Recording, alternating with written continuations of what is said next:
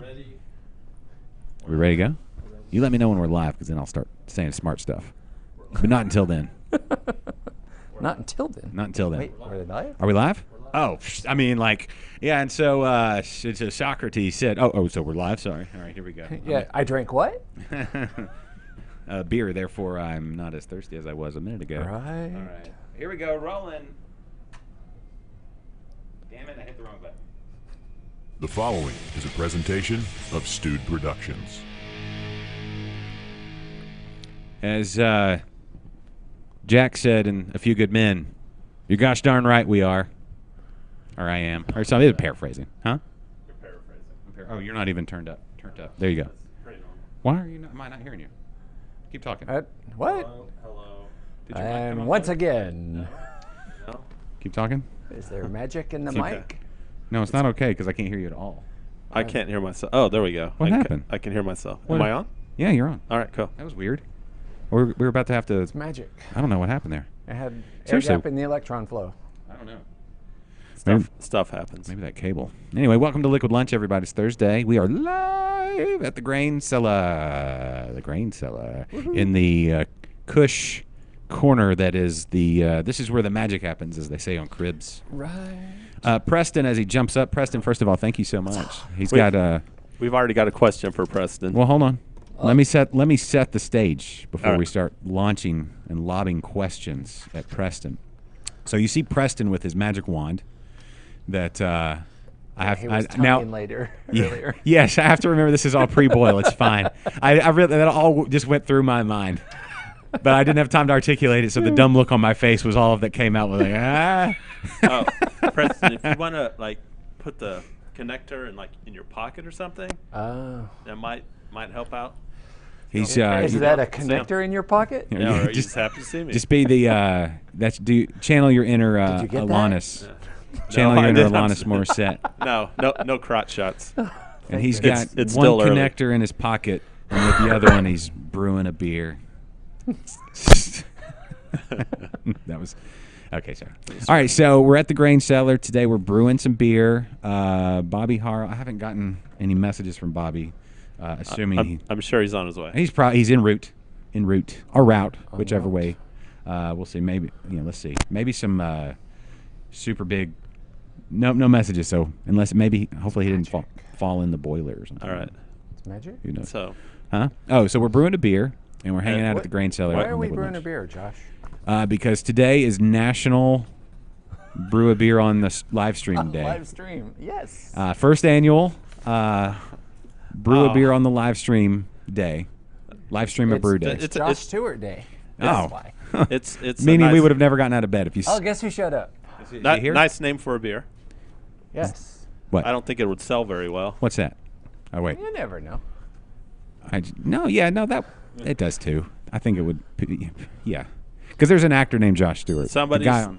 Hey man. Hey, Ladies Bobby's and here. gentlemen, Bobby Harrell, Dr. Bobby Harrell, that in your from pocket? Backpew Brewing, in the house. We're going to mic him up real quick. Here, Okay. guys. Let Yeah, me yeah. bring We're, it. we're being real professional now. Yeah, that's cool. All right, I'll bring down Preston's mic Every- as well, so that Everybody's got a digital- nice. Everybody can see Bobby's ass. Nice. Yeah. Is it? Yeah, I mean it worked. Look at him. All right, here we go. Now, you can get up. Hey man. Hey. Hello. How are things? You can just sit back and relax and Can I pour you a beer? yeah. No, thanks, guys. I still got a lot of stuff to do. Keep So, your head in the game. All So, right. right. and one of those That's right, one things of is those not days. drink beers starting at noon and throughout the rest well, of it'd the be day. really fun, but that weird misconception about what brewers actually do. I know, right? So I'm building stuff right now. We have the canning line coming in soon, so I'm finishing up the compressed air system. So No. that's been a booger. Finally got the last fittings right before I left. So it was that. Oh, I can't get it done. But when you're that close to finishing a build, so Yeah. just the way it goes, though. Now- We're gonna have fun. Now, the real question that people are clamoring to know, if there were any pallets on that shipment with the stuff that came in, what are you going to do with them? People on Pinterest really want to. I don't know. I just assume there's pallets involved. I don't. I'm I'm giant building more crate. stuff. Yeah, I've been over there. I was there a couple weeks ago. Yeah. Got more pallets. Yeah. Yep, we generate lots of pallets. Yeah. Most of them suck, which is kind of unfortunate, but some are pretty good. Okay. Pallets are big. Hashtag, pallet table. People do love making stuff out of pallets. Yeah, I tried once, and my wife and I, we tried to make a table. Ended up, we just had a bonfire because that's all it was Hey. good Yeah, for. they, was- they burn it makes a well, good we found. bonfire. Yeah. And you don't have to spend Absolutely. a whole lot of time to do it, so it's No. kind of nice. You just kind of light it on fire. Yep. All right, enough palate talk. Kennedy, what was the everybody? Kennedy's there. Warm it up, Kennedy. Word. All right, what was the question for Preston? You said right off the bat somebody had a Preston Yes, I question? do. A Preston question? A Preston Yes, question. I do. Come get it. Oh, that? how'd you know? Am I live on the camera? No. Yeah, you're right there. You're on it. I mean, you're on the wide side. As far as I Can we take? understand. Hold on. Can we take some Preston Fool? Yeah. Ah. Here we go. Sorry, I'm not at my Magic. normal setup. Are you here? Can you see me now? Yeah. Somebody's already wanting to know if you have some left and how much is Some And left. how much is this?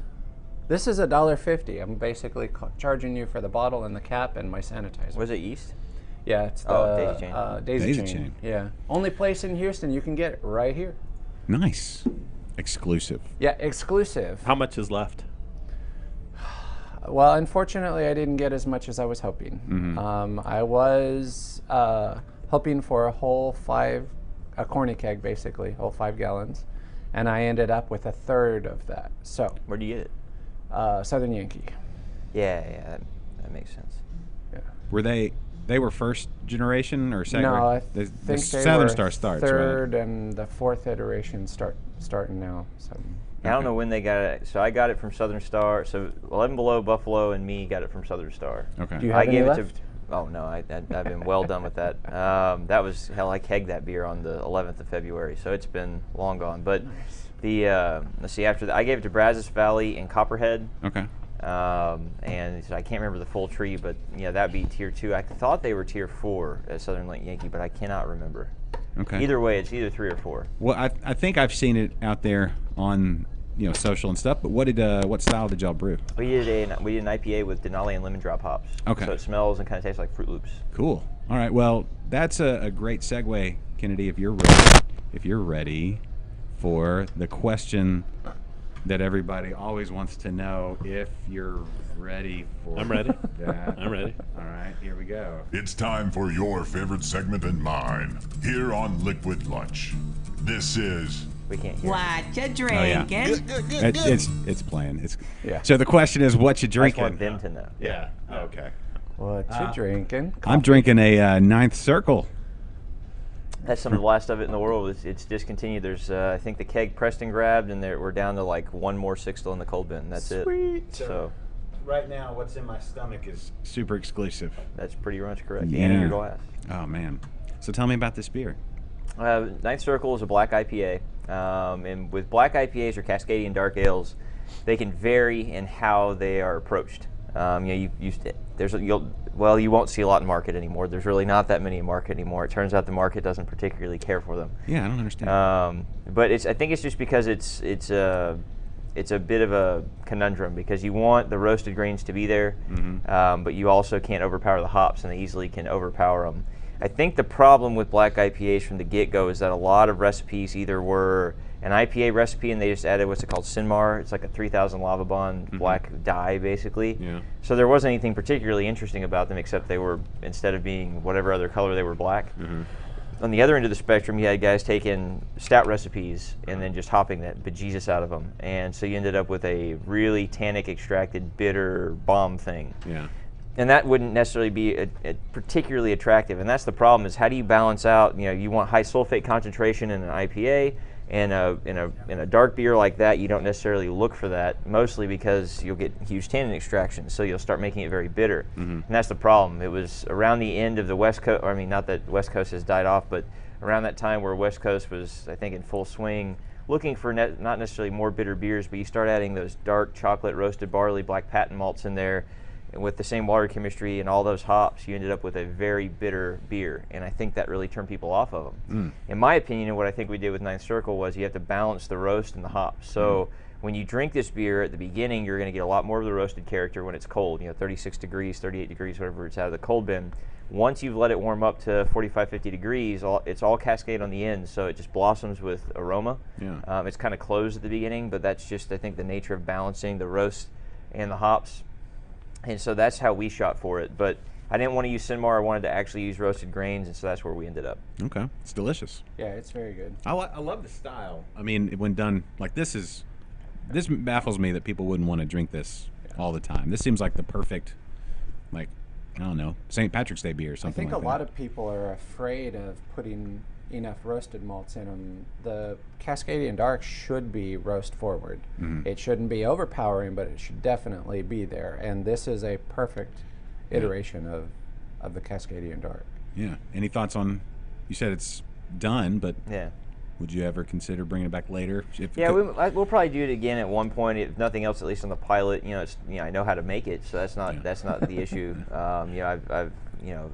So it's not like I'm just going to throw that recipe away or something. So It's dead to me. it's just that as far as we tried to keep it around as kind of a nice big dark beer all year round, and it just didn't make sense to make 30 barrels of it because I either make a barrel or I make 30 barrels, and so very, very on opposite ends of the spectrum from that perspective. So.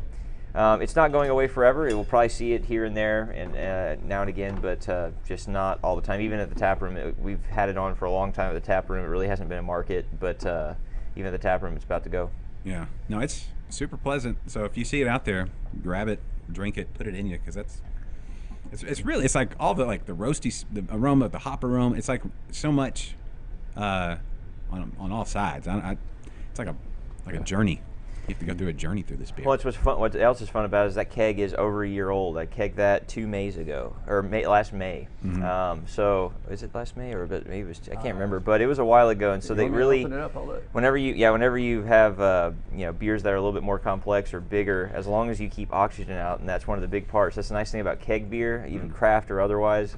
Just the lack of oxygen is really your big win, because if it sits in a cold bin with no light, no oxygen, pretty much you've frozen time as far as the beer is concerned. Which, there's a lot of debate about that, but I can tell you just this beer has a lot going on, so it's not necessarily the best one. Any kind of roast forward beer isn't going to show it as much. But if you find, if you had a Pilsner that was kegged a long time ago, chances are good it's not changed, because there's nothing to change it. What's going to go away? The reason why hoppy beers become less aromatic and things is they react out. Well, what are they reacting with? Oxygen oftentimes is the big one. And so if there's no more oxygen molecules hanging out to just degrade it, for the most part, nothing should change. Now, again, that has to do with, did you do your job well backfilling the keg? Did you make sure that you purge your lines? There's a lot of things that go into it. Do you have a leaky something somewhere? I mean, so it's not as simple as I make it sound, but it's really important, and that's what really separates doing it the right way versus not doing it the right way. Yeah. That O's got to go. All right, so let's talk about what we're brewing, Preston. I don't know. This is your brew. I don't know. Oh. I'm just the receiver. Here, I got you. I don't have the mobile mic. Like 1 gallon. Yep, 1 G batch. So, Bobby, my goal is I haven't brewed in a while, and I Sure. feel like I've let myself get a little rusty on the process, but also I've missed a great opportunity to learn. And honestly, you should be very ashamed of yourself. Tell him. Yeah. Why? Because you gave up. I didn't on give Brew up. You're a quitter. You're Oh, a wait a quitter. minute. No, he's not a quitter. He's involved. He's got kids. Yeah. Things happen. Life happens. Yeah, It does. I built out a Keyser with every intention to, well, it's mostly built out. So that's the thing. Mostly. It's 78%.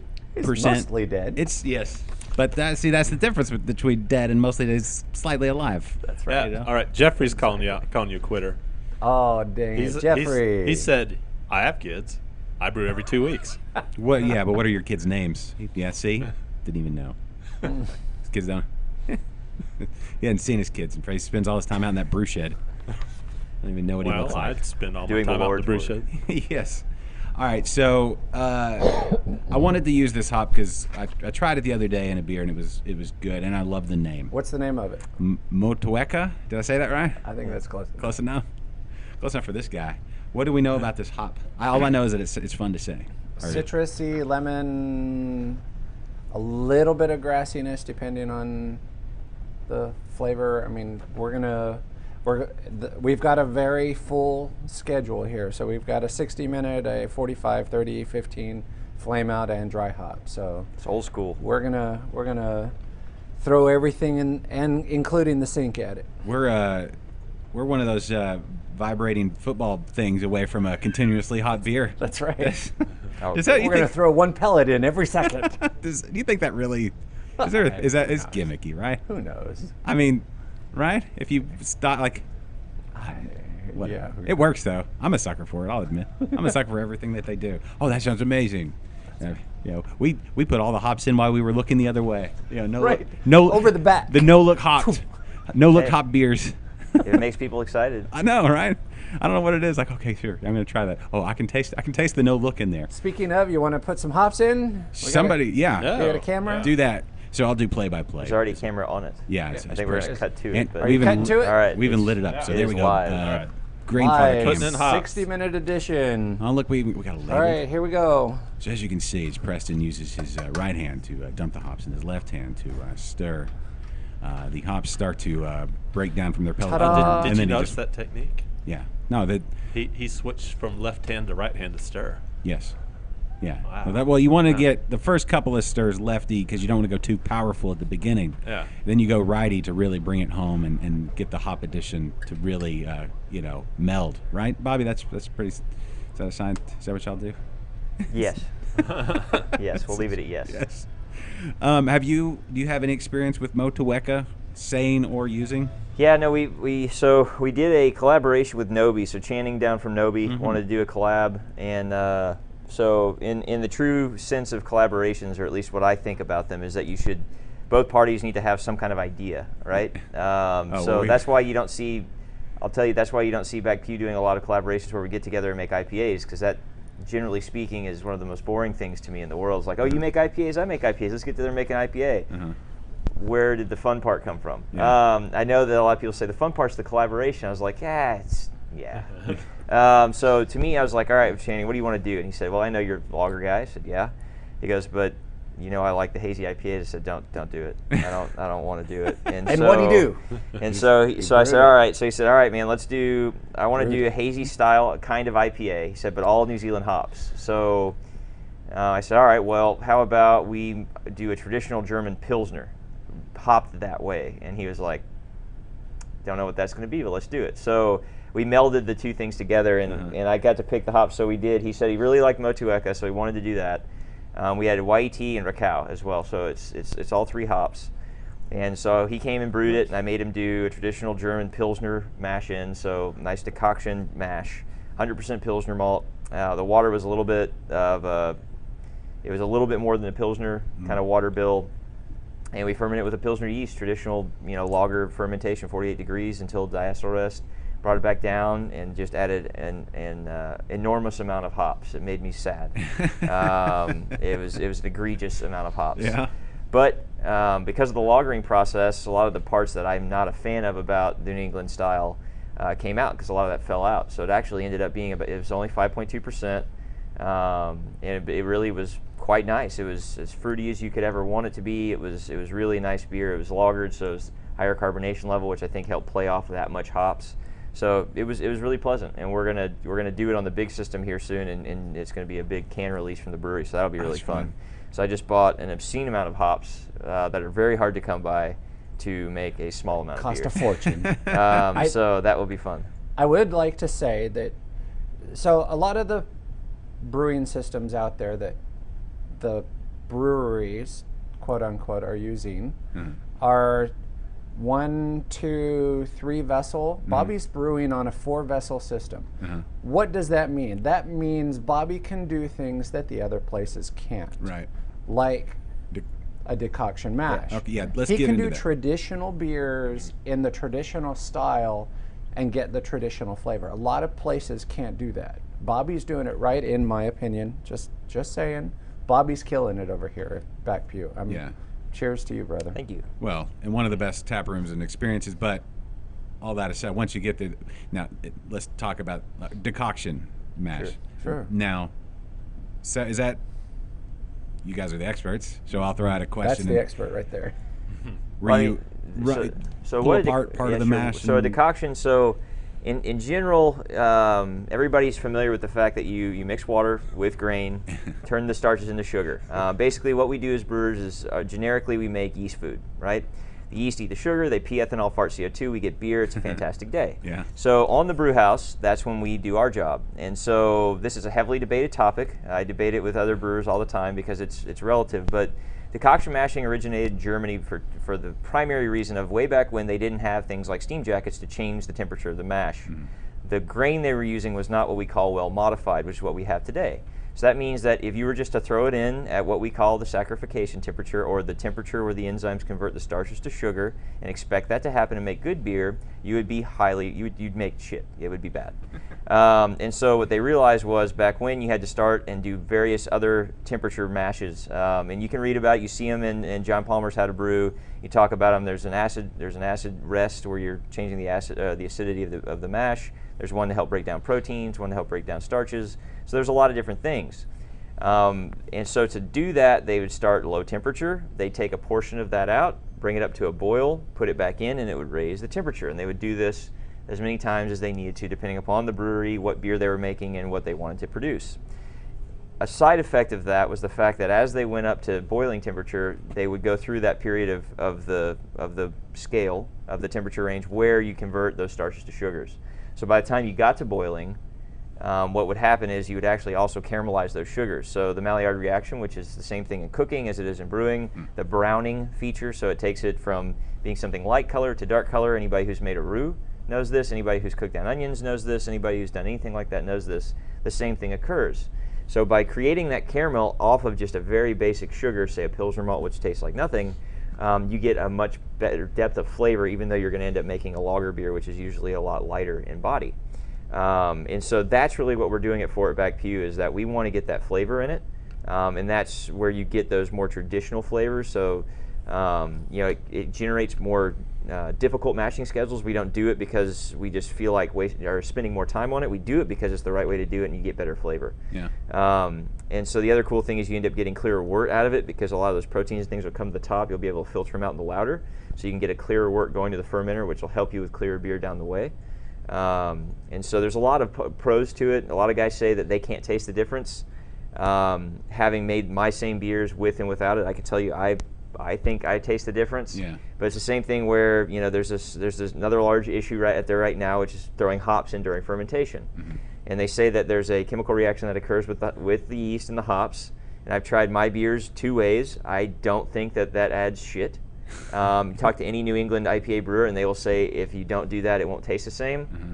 Again, based on me trying some, I disagree. But brewers are different. There's different avenues for that, and I mean there is some scientific evidence that it does occur. It's called biotransformation. It's a very sexy word. I think it's just a load of shit, but I'm sure it does happen to some degree. Whether or not that makes or breaks those beers, I'm not sure.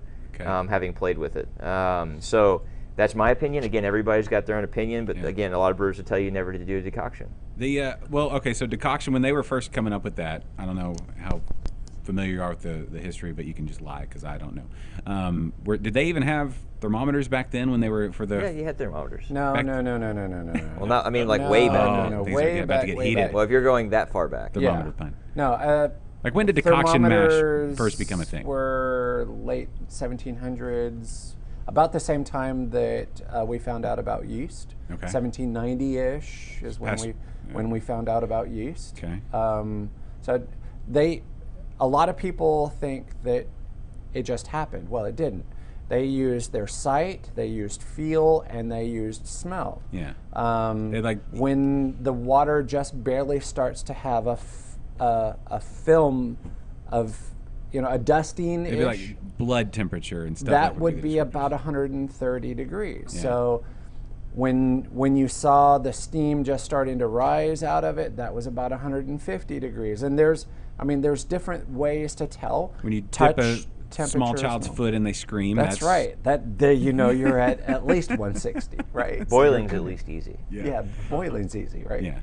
Okay. So they were doing decoction mash before but they were using the visuals and things like that. Yeah, and smell, and technically the brewers were all female back then. Yeah. The Roosters. males were not part of the brewing.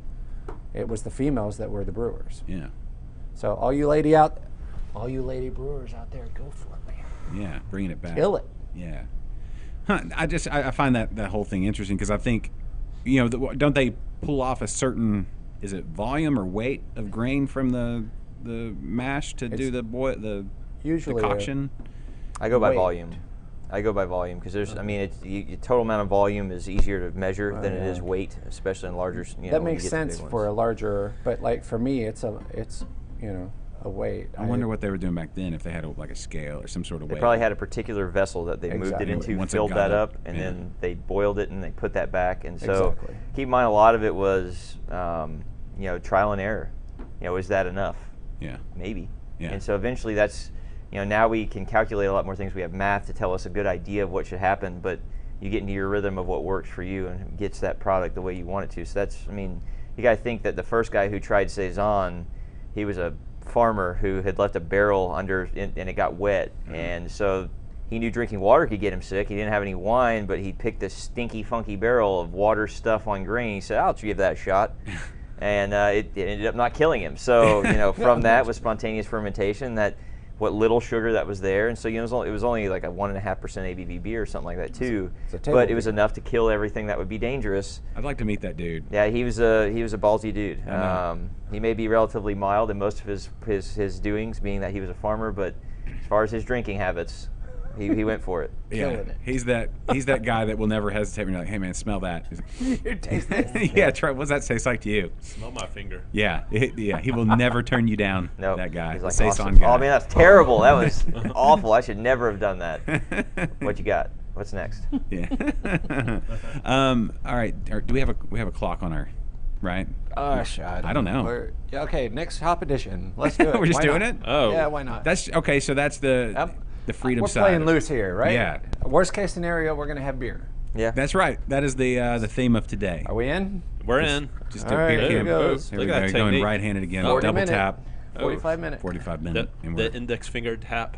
You yeah. see that? Yeah. Well, you don't want to leave any little Yeah. pellets. No lingering. dust. No Especially now with dust. Motueka. That's right. So, okay, what do we know about gold. Motueka? That's a southern hemisphere. It's New Zealand. New Zealand? Yeah. What do we know about New Zealand? You've brewed with it. It's very popular right now. The number one most popular hop is Citra. The second is Mosaic, but Motueka is exceedingly difficult to come by. There's not a lot of it made. Mm-hmm. That Galaxy is very popular. It's similar to that in that it's going to bring you a lot of that punchy, fruity, citrusy flavor, and that's where it gets kind of interesting because there's only so many times that you can describe a hop by citrusy, fruity, stone fruit. I'm like, all right, that's enough. I get it. That's we don't, another one. That's congratulations. You made another hop that's supposed to have those exact same things as the other hop does. But it's just kind of funny how that goes along. Do you think it's the same hop? Huh? Do you think it's the same hop? I mean, it's not. It's just. gotta be, right? I just, I sometimes wonder how many times a hop vendor can be like, yeah, but this one's got like a little bit more citrus than the stone fruit. I'm like, oh, that's awesome. So you're saying that what you did was make a hop where I could just keep using existing hops and just kind of blend them a little different. They're like, Isn't well, that sorta. CTZ? Now CTZ is, yeah, I've Columbus, gotten away Tomahawk, from. Zeus. Well, that's just It's where like three three different names. guys named the same exact hop. Right. Yeah, but then you have things like Fogels, which are, I think those are, no, Northern Brewer is different. German Northern Brewer is different than U.S. Northern Brewer. Goldings are basically the same thing. Fogel was the same thing, but I think it actually ended up being different in the U.S. because of the growing conditions. So U.S. versus German or U.K. can get weird. Other times it makes no difference, and so weird things like that happen. Told you he was the expert. Seriously. Seriously. Seriously. I don't know. Do we have any idea where the name came from? I mean, they've- No I mean, clue. I think hop producers. If you look at things, if you go to, sometimes a lot of times they'll start off with a number like experimental Yeah. whatever. So Idaho 7 HB, started with whatever, that, yeah. where it was experimental Idaho 7 hops. It was the 7th time a farmer in Idaho had tried making a new hop on accident, and it actually worked. But then they just call it ID7 or Idaho 7 just because they couldn't come up with anything else. And enough brewers had already been using it under that name where it worked. Other times they'll take, like for instance, Denali. Denali currently is not called Denali right now. There was some kind of issue with the name, so now it's back to HBC 0087, whatever the hell the number is. I wonder if it was a copyright thing. I'm sure it was. Dodge. So that's Didn't the Dodge have problem. a Yeah, the so Denali. Amarillo is a great thing to talk about. Amarillo is only grown by one family because they have it patented. So nobody else. That's why Amarillo, Nobody the else price can. is high and it's hard to get because they're the only ones who are allowing themselves to grow it and they're keeping the volume down. Bummer for them is now everybody's moved on to New Zealand, so I don't think it's as big of an issue anymore. But they're keeping their hands on that. Speaking of hops, right here at the grain cellar, over 100 different varieties. I think the current count is 103. You can find all of those. Hard to find. I've got Dr. Rudy, which nobody has. I've got Idaho 7. I've got all the obscure stuff. I've got stuff that nobody else has. So definitely, if you want to experiment, this is the place. Yeah, that's what I've heard. And if you're watching the screen right now, we have the address. Oh, thank you. Of how to get to the grain Yes. cellar. Oh yeah, Come do you, see me. Do you have the Google Map set? No. Would it be redundant to say that this episode brought to you by the Grain Cellar? What? Yeah, hell yeah! Free hugs. Free hugs. Free hug. We're all about Get your first brew. Come in here and let Preston coach you up. Maybe Bobby will be sitting in here when you come in. Who knows? Probably not. Not because I don't like being here. It's just I rarely ever leave He's- the brewery. yeah, he so lives at the brewery. I pretty much live there. Kinda So if like you want to me see me, here. you can sometimes go over there. Depends of how busy I am. I may yell at you to get out because I'm busy. And there's a lot of dangerous things going on. So Yeah. just wandering is usually not a good idea. But standing at the door and kind of like looking in, I'll probably notice. But you can kind of see I run around a lot, and so that's where it's tricky. You gotta catch me in motion. But yeah, so it's not that I don't want to. But there, I mean, we had meetings. We've done some brewings using the robot trash can. So Love the robot trash can. yeah, I hate that thing. Love you, Bobby. You can keep using it. All of you can buy one. I prefer my Igloo cooler. Thank you very much. Well, okay. Let's. You know what? The Oh. robot trash. Can we? Do you know what? We can. Yeah, no, sure. No, we can talk about robot trash the can. the Grainfather. Hey, What we're a lot of brewing on people love today. it. Oh, there we go. Technically, There we go. since Bobby's here by association, he's brewing on it today too. We just have to get him to touch it once, and he's guilty yeah, by it. well- Bobby does the next hop edition. Yeah. We'll see. We'll We'll watch see. his technique. We'll The see. Grainfather as brewed on by. Oh, don't be that way, Bobby. By Come Back Hughes on, Bobby. man. Okay, so It is a cool device, but it's basically a large bun water heater with a pump in it. I mean, And it works. And it does it exactly works. what it needs to do. That's Yeah. right. Well, it's like okay. It's the Cadillac of brewing systems. Okay, yeah. So if you're a purist, I'll say that with quotes. If you wanted decoction or double decoction or whatever, Grainfather, not the apparatus. Probably not the apparatus. But Yeah. if you're getting into brewing, you have a little disposable income, maybe a small apartment like Kennedy, and you spend a lot Yeah. of time there by yourself, like Kennedy. Kennedy has a Wait. grandfather. He's got- I do, sorta. he came across that Grainfather the same way he came across that beer from Southern Star. Hey, Just took- now. he just took it. No, No, let's not throw him under the bus. No, he tried to throw me under the bus last week, I didn't try. heard. and it didn't And- work. They didn't and- care. And they didn't. I they just were wanted like, to yeah, say- we probably would have gave him Yeah. it to you anyway. They're so- like, Listen. Dave's like, I can get that beer anytime I want. Dave was 7 beers in. You can't trust what he was saying. You can't trust that. By the way, how did y'all like the new brewery over there? It's nice, isn't A it? Southern Star? Yeah. Oh yeah. Can you call that a new brewery? I Well, mean, not technically not I mean, anymore, it's I been guess. there for but- like 3 years now, right? yeah, technically not really, but The, it's new uh, to me because I've only yeah. been Well, it's there newer once. than their original one. Yeah, So, brewery yeah. years are I don't even think they're like dog years. They're like further out. It's like Yeah. just based on when new breweries come online. Yeah, Uh, they're 2 dog years old now. something, yeah. Or close. No, 13? Southern Star is like would 13, be like 14 years. in dog years. Been a while. That's 2 dog years. Well, they're 3. I don't They're know. not 21 years old. No. No, I'm saying, but in No. brewer years, they're. I don't know. We'll have to make We that lost scale. the calibration. Yeah, I don't. I mean, reset that. We need ice water or something. But As far as the Grainfather is concerned, though, depending upon how you want to brew, it's just like brewing systems. Because Preston was talking about my brew system. Mm-hmm. Well, I like doing traditional style German lagers and things of that nature. If you're looking to do single infusion mashing, which a large population of brewers are, 98%. you know, so what that means is if you see porters, stouts, and IPAs, you can guess that it's single infusion mashing. A 2-vessel system is more than sufficient. Same thing if that's what you plan to brew at home. A Grainfather is great because it's going to cut out a lot of extra work for you, and it's going to make it simple, and you'll be able to produce beers in a nice, concise time frame. Pickup's easy, and so it works really well for that. yeah. Now it's coming out of Australia, right? Right. Correct. Like Well- just next door to the Motueka field. Right, exactly. I'm assuming. For someone like me, the Grandfather's perfect. Right, I exactly. I live in an apartment. You can brew indoors. I can't really have like open flames Yeah, yeah. anywhere. Technically, Yeah. yeah. Technically, I it's can't. a technicality, but They're such Debbie Downers there Yeah, in your no. lease office there. That lady, what's her name? I don't know. We're not naming names on. She's such a No. she's such a No bummer. call-outs. Such a bummer, man. No. But the process of using the Grainfather, it's just you have it's a brew in a bag, right? It's a basket it's and literally all in one. yeah. Just put it up on the counter. Let Heating that. elements, all that stuff. Yeah. It's electric, all electric. Timer. I think there's an app. And as you can see, it's working great. If you sync it up with what's the tax? The TurboTax. It'll do your taxes and brew. It's pretty amazing. I was just on TurboTax yesterday. Yeah. Oh, if you had let's your not be grandfather. Debbie Downers here. Come on now. If you had the grandfather, you could have done it all in one fatal swoop. It'd have been great. And you can Netflix as well. There's a model with Netflix and chill. Yeah, yes, Netflix and brew. I don't know if they have Hulu though. Those Australians are not quite up with it quite yet. Takes They have time. some, but go check out their website. They got some cool stuff. And Grandfather's available here at the Grain Cellar. Yes. Yeah. My last batch I brewed, I came up here to the grain cellar. That's right. with What did we Preston. brew? We brewed a Hefeweizen. What was it called? The Kennedy Banana. No. Okay. I always ask this, and he always just kind of looks at me. What yeast did you use? Oh yeah. And he's looking over at Preston like Preston's going to It's like, remember. Preston, Preston's bail brewed me like out. Okay. 4,000 I- batches since I then. used a Hefeweizen yeast. It was WBO6, which is one of my favorites. If you ferment cold, you don't get any of the bananas, but if you ferment warm, like Kennedy wants the banana. He's been sleeping with that thing. Yeah. Yeah. So it's WBO6. Wrapped it up in a So blanket. dry yeast. I works think great. Preston tried to play a trick on me though. What? Yeah, because that thing blew up all over my floor. It was Oh. happy yeast. I thought you were going I'll to say he do slipped that. you an actual banana. I- Happy Hefeweizen. yeast. I came home from work and it was just everywhere, like on the walls. Yeah. Happy yeast.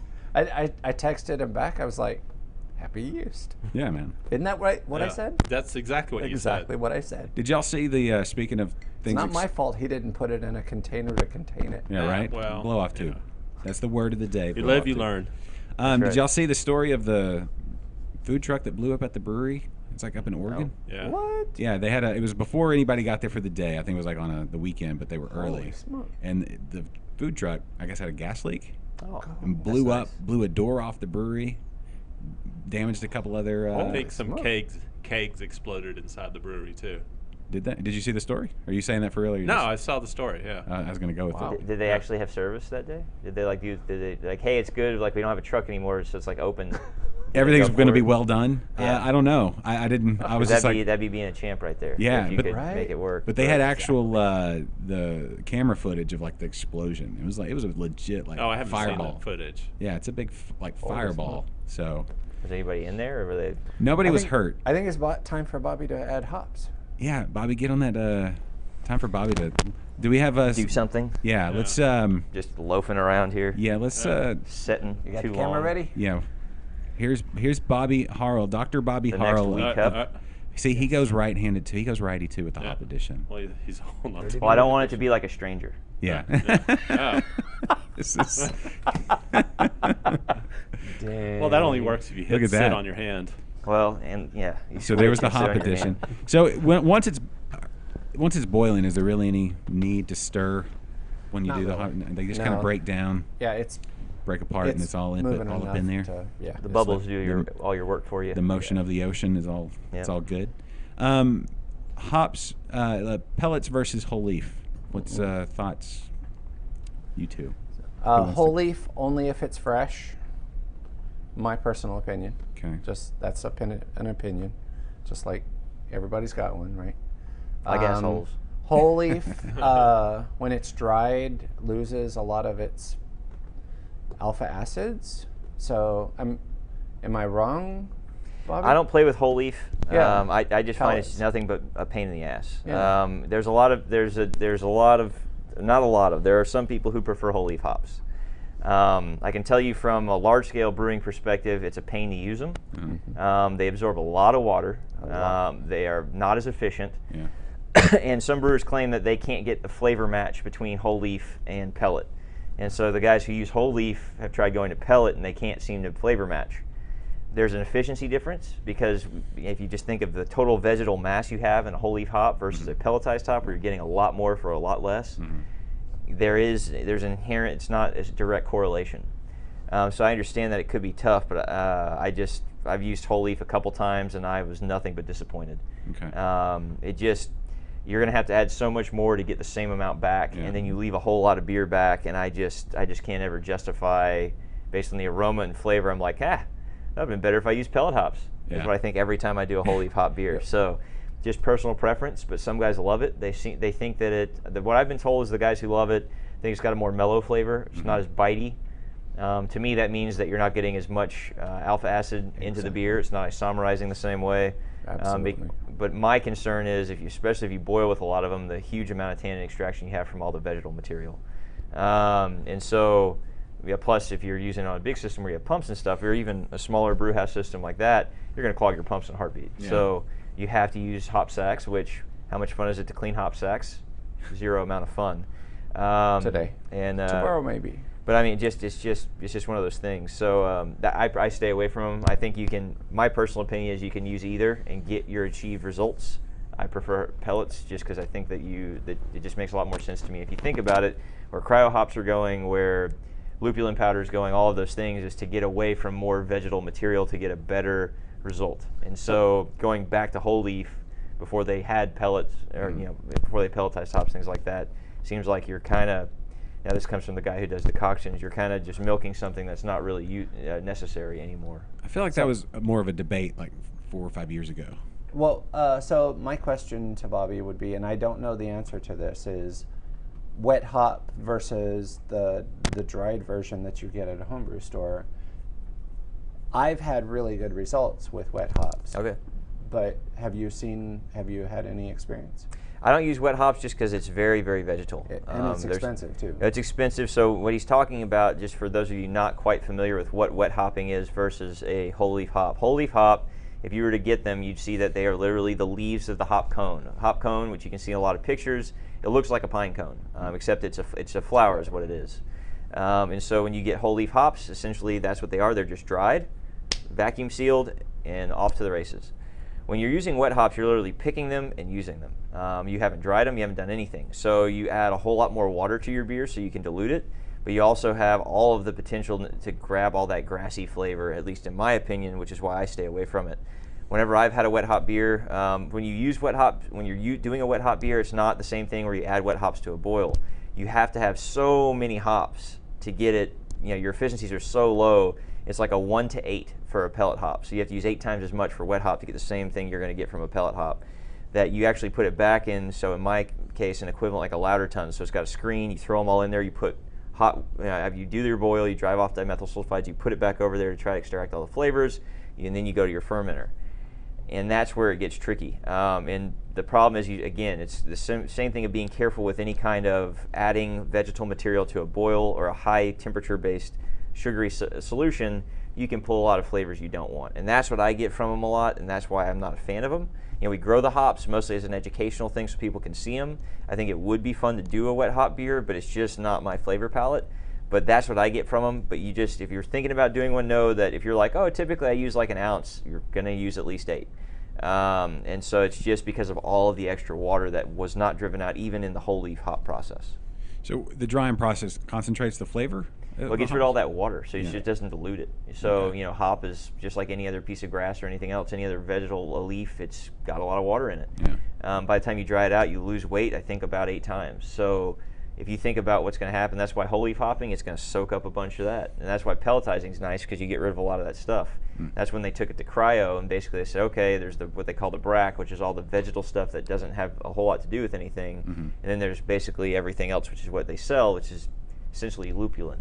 And the lupulin gland, should you ever tear a hop apart, and you can see it by Googling it really quickly, it's this gold powdery stuff on the inside. It's the sticky icky that makes it a lot like its close cousin. Yeah. And that's what you're really looking for a flavor, more so than what you could get from the bitterness. And that's where old school West Coast IPAs, where you just put a bunch of bittering hops in at the beginning, you're just boiling the piss out of a whole lot of vegetal material. And so it's not just the alpha acid isomerization that's happening that makes it bitter, but you're also getting a lot of tannin extraction, things like that. That's why what you've seen is a shift to late addition hopping. You don't pull as much of that out, so IPAs have gotten more mellow, more about flavor, and that's a lot of why that shift has occurred. Told you he was smart. I know, right? Yep. I mean, I followed along until about the second Well, I sentence. tell everybody when you want to ask those kind of questions, it's kind of like yeast generations. How many times can you reuse yeast? That's a whole other bucket of worms you don't really want to go into. Well, I No, mean, let's go deep. Let's Yeah, let's come go. on. Let's go deep on some yeast. I mean, we're doing daisy chain, right? What yeast are we going to use on this beer? So I have just a 05, a standard. So all right. Let's talk about the recipe real quick. Okay. So the idea is something that's repeatable, something that can be taken, and all you have to do is change the hop. Okay. So the idea was you basically take something that you can pull off of any shelf and make a beer with. Now the variable there is the water, and Bobby could probably go way deep. We're not into doing that water also. today. We're not doing water today. That's like 2 hour long liquid lunch of just water. Exactly. So the idea was just something Kinda dry simple anyway. that you could take So much and repeat time after time after time. That was the idea, Josh. Was Yes. something that you could, because I have 100 different varieties. Yes. We're going to make 100 different beers. Yeah, that was my goal. I want to do that. I'm serious. Like, I don't know how long it'll take. I may be 84 by the time we 100 get. days. Yeah. Every week, right here at the grain cellar, 100 weeks. So basically, The next 2 years. 2 years. 2 years at the grain cellar. Yes, and by the end of that time, it'll be all virtual reality anyway. So you can join us. Just put on, Put on your VR. click. Yeah, situation. just click on the chip in your brain that we'll all have by then, and you can be right here with us. So. Yeah. Jeffrey wants to talk water. Good luck. He wants Yeah. what? So He wants to talk water. not all today. right. So Not enough Next time. here's your water talk, Jeffrey. Is your water drinkable? Brew with it. Thank you. 2 Yeah. shows a night.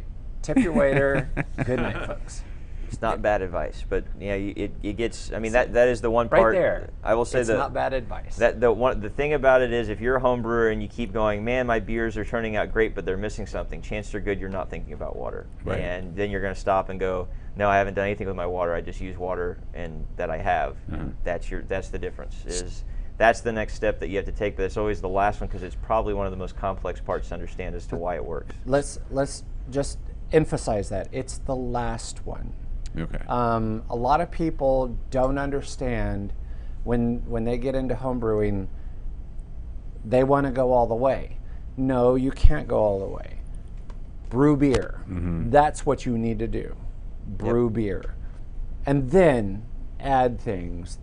The next step when you're just starting out would be fermentation control. Yeah. The biggest increase in the quality of your beer will be by fermentation control. Period. End of story. And you've told me that several times. You know what it is, Kennedy. This I'll get it to where Oh. you'll finally understand. Do we need to do more hops? Time for that last stop. No, I gotta go and check an email real quick, guys. All right, you can, right back. you can just unplug it. Oh wait. Okay. Yeah. There Look you at go. that. There you go. All right. Did I do the right one? Bobby, are you still Are you? I don't know. No, you're good. Okay. I see green. No, yeah, you're good. Okay. So here's Kenny. I'll You explain. might it. want to get that checked out Yeah, if you're seeing green. that's true. Okay. I don't know. I've been hanging out with Kermit a lot, and it just kind of happens. Let me explain this whole the water and thing. Hey, man. Hey. Welcome to the grain cellar. Anything you need is here. He's not even listening. Here's the thing with the water. You ready for this? I'm gonna explain this to where you'll completely understand it. So, as craft beer fans, there's so much amazing craft beer out there, right? So, like, take Ninth Circle for example. That is a professionally done, on a master brew system at a professional brewery beer, right? Bobby's an expert. Are you Yeah. following along? I'm following. Okay. Well, when you try to brew that, it most likely it won't turn out that good unless maybe you got lucky, right? There's always luck. It's a lot Wow. like Already hammering on Kennedy. well, I'm just saying anybody, not just him. I'm saying, but anybody. It's just Oh, it's gonna be it's different. okay. It's a lot like It's it's a lot normal. like porn. We watch all this. People watch all this porn, and they're like, I could do that technique, or I could do this or that or whatever. Bring on 4 people at once. It's fine. It's fine. No, just get the basics down. That's where you should start. Just make a little love. And it's hard. I know it is difficult to get this, and because there's a lot of people who come by the brewery. Oh, I want to start brewing beer, and that is great. We want you to, but you need to start with several, just get some extract kits. Yeah. If you want to do it at home, just get some, because the first thing you're going to learn is how to clean a carboy, which is always relatively it's a pain in the ass. Yeah. But you need to know how to do that, make sure it's actually clean to where you get a beer that doesn't taste like it's got a bunch of Band-Aid or off flavors in it. So that's step one. Learn how to do that. Just learn generally what the process is.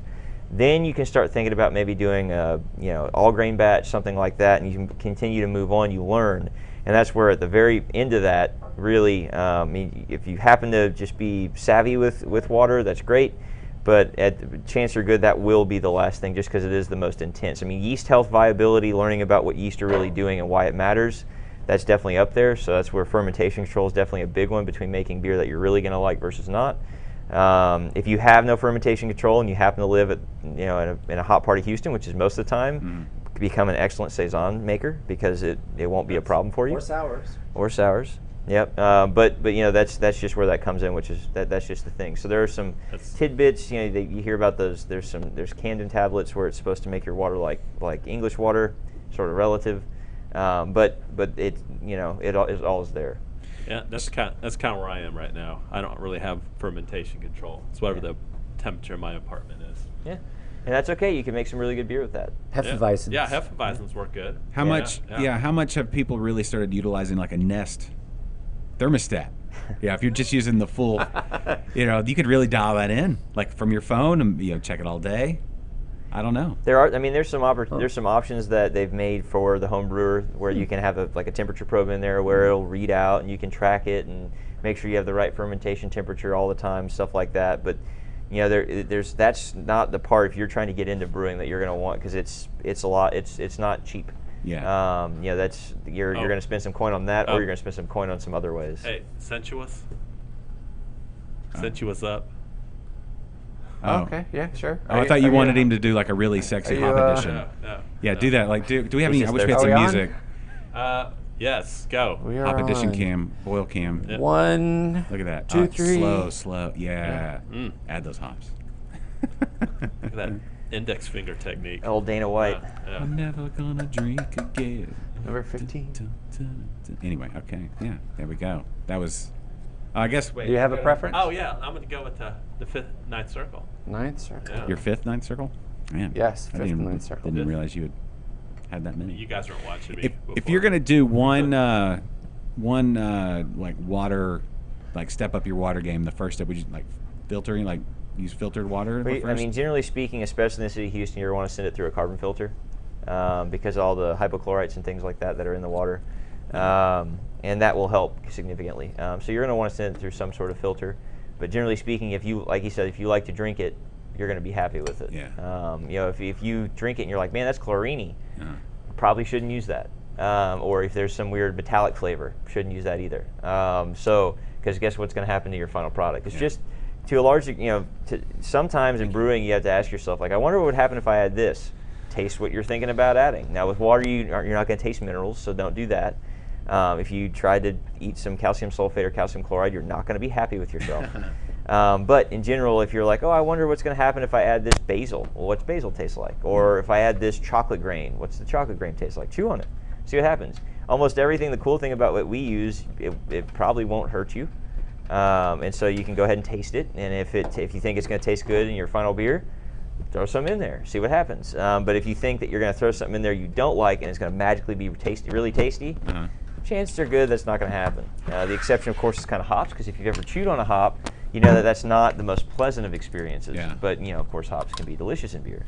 Do you ever do like a hop tea or anything like to kind of get into a hop? No, I've tried that before. I was not happy with that result. Just throw them in there, let them do their thing, let it all get extracted. I mean, inherently you have an alcohol solution, and alcohol is really good at extracting flavors. Let it go. Okay.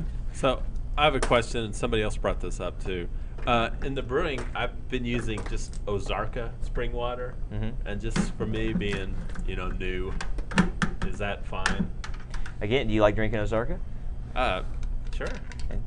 Like I said, so to start off number one, because spring water has a different mix of minerals than others. So you have to be really careful. Those of you thinking that's great to do 100% reverse osmosis or something, that's not a good idea. Bad idea. People get tricked into that, and they wonder why their beer turns out bad. It's because it has no minerals. That happens a lot around here. It does. Because people think they need pure water.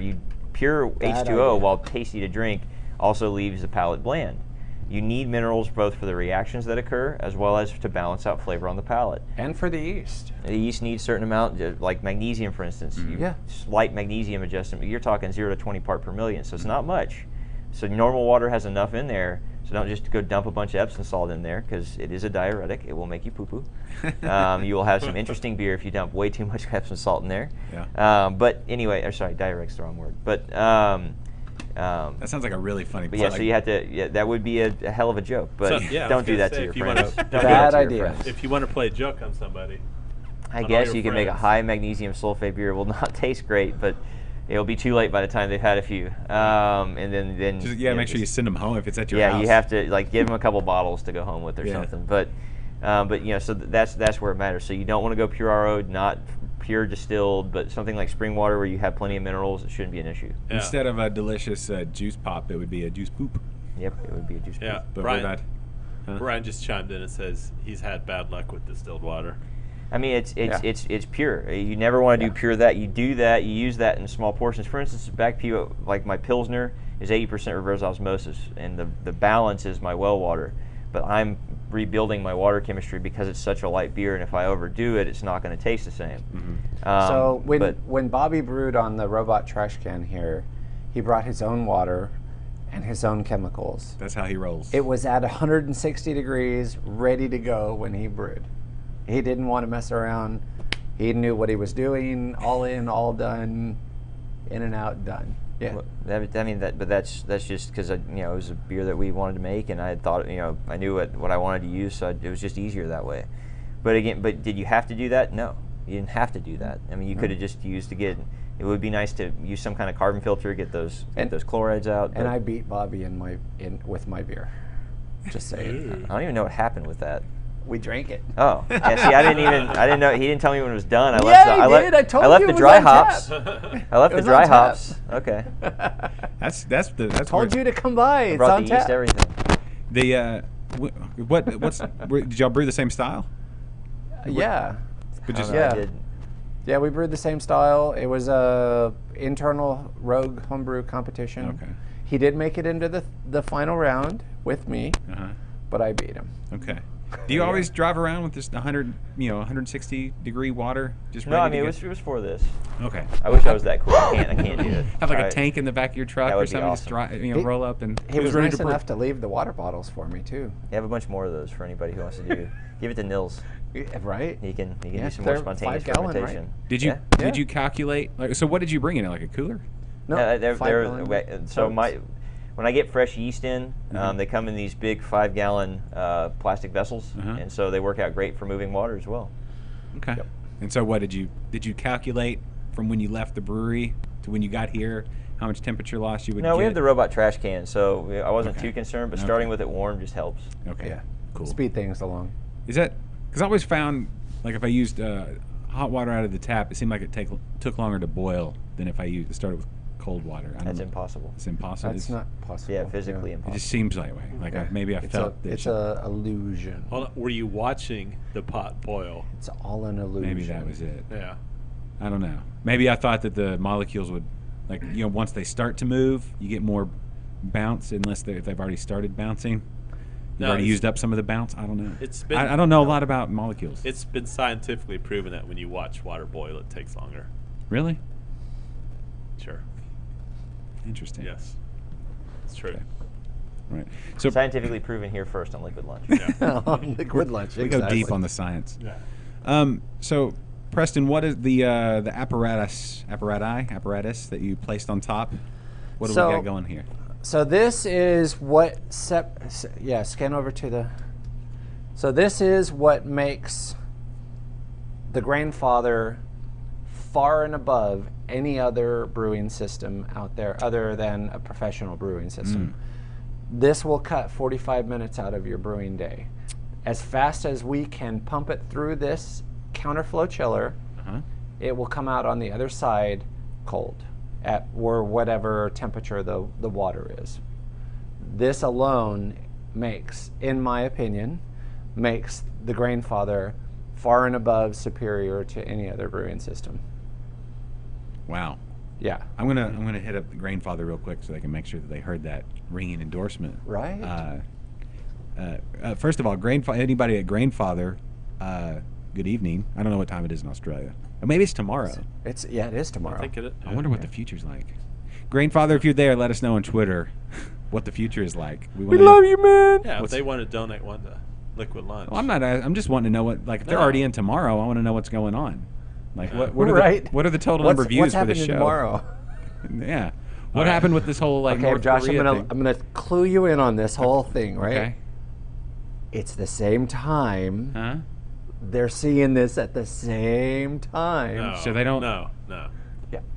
So you're saying it's that just hours later for them. so we should remarket how we for Australia. Australia's Yeah. midnight We're- craft beer show. How many hours? Like, what time tomorrow is it? Yeah, so whenever they I click don't on know. liquidlunch.com, Google it it. should ping them to Liquid Midnight Snack. Yes, liquid. You're probably eating later than you should. Should you really be? Yeah, you know. You're probably just leaving the bar show. Yeah, that's. Hey, So everybody. they can watch that on their iPhone on their drive home while they're intoxicated. Yeah, but it's Fantastic. Australia because just watch out for that kangaroo. That's all. Do they drive on the left side or the right side over there? British. I think they dropped So it the is wrong side. The wrong side, yeah. Yeah, I don't know. British though. side, the proper side. I don't Wrong know. side. But they're probably. We're the right side. They're the wrong side. No, we are on the right side. They're the proper side. I don't know. It's not the same thing. Preston, Thomas Mendoza wants you to give him a nod. Hold on. You got cut. There we go. Thomas Mendoza. Yeah. This one's for you, brother. There's a nod. Wow. Look at There that you go. nod. There you Look at go. the nodding. That was a great The nod. nodding that occurred. And Jeffrey wants to know what is better, the counterflow or the plate chiller. Counterflow, definitely. The plate chiller, I've had just too many problems with. I'll sell you whatever you want. But my personal opinion is the plate chiller, it plugs up. You have problems with it. Now, when you're running a big system like what Bobby has, and you have a pump that can overcome and push debris through, Nope. you'll You still have just problems. can't send them through. So it depends how you're set up. So there you go. It depends. So you either Counterflow. any kind of plate chiller, do not send a bunch of crap through it. All you're gonna do There- is clog it. There you So go. if you don't have a way to whirlpool at all, if you're gonna add hops, you have to go hop sacks.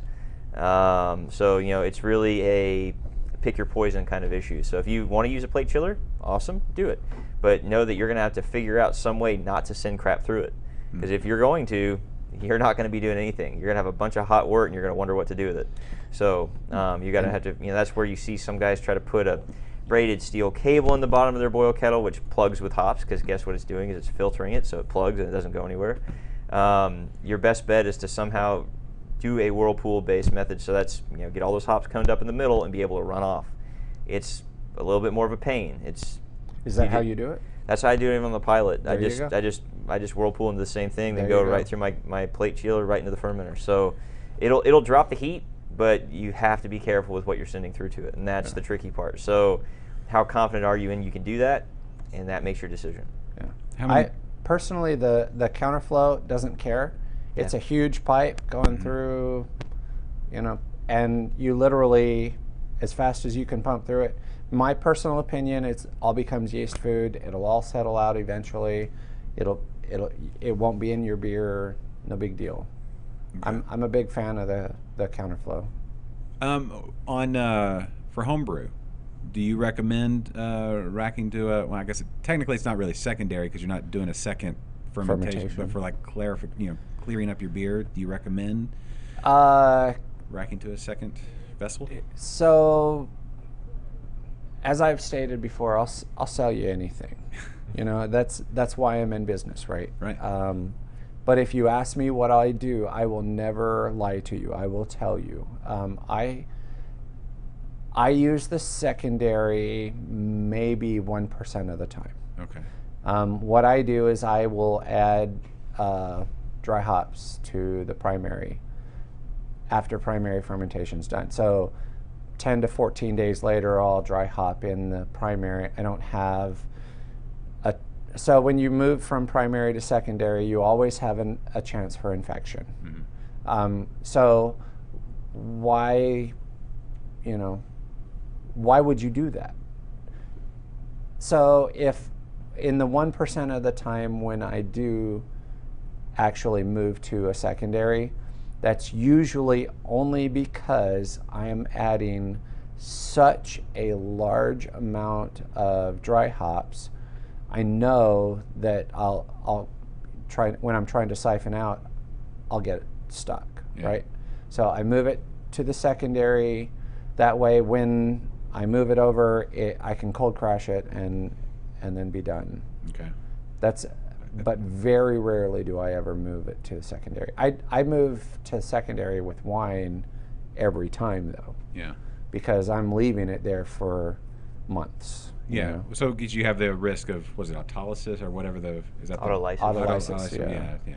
Well, I mean, you have that. You're as far as switching to secondary as well on the homebrew scale, it's a lot harder to purge your second tank. Yeah.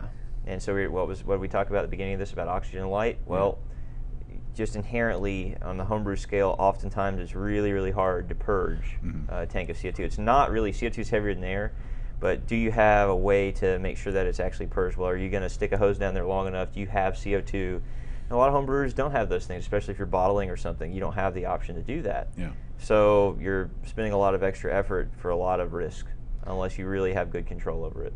And when you do purge, it compounds on itself. So the first time you're purging out 50% of the oxygen. The second time you're purging it, you've got 75% out, and the next time you're at 90%, and the next time you're at 95%. So 5-6 different purges, vent completely out, and you'll be fine.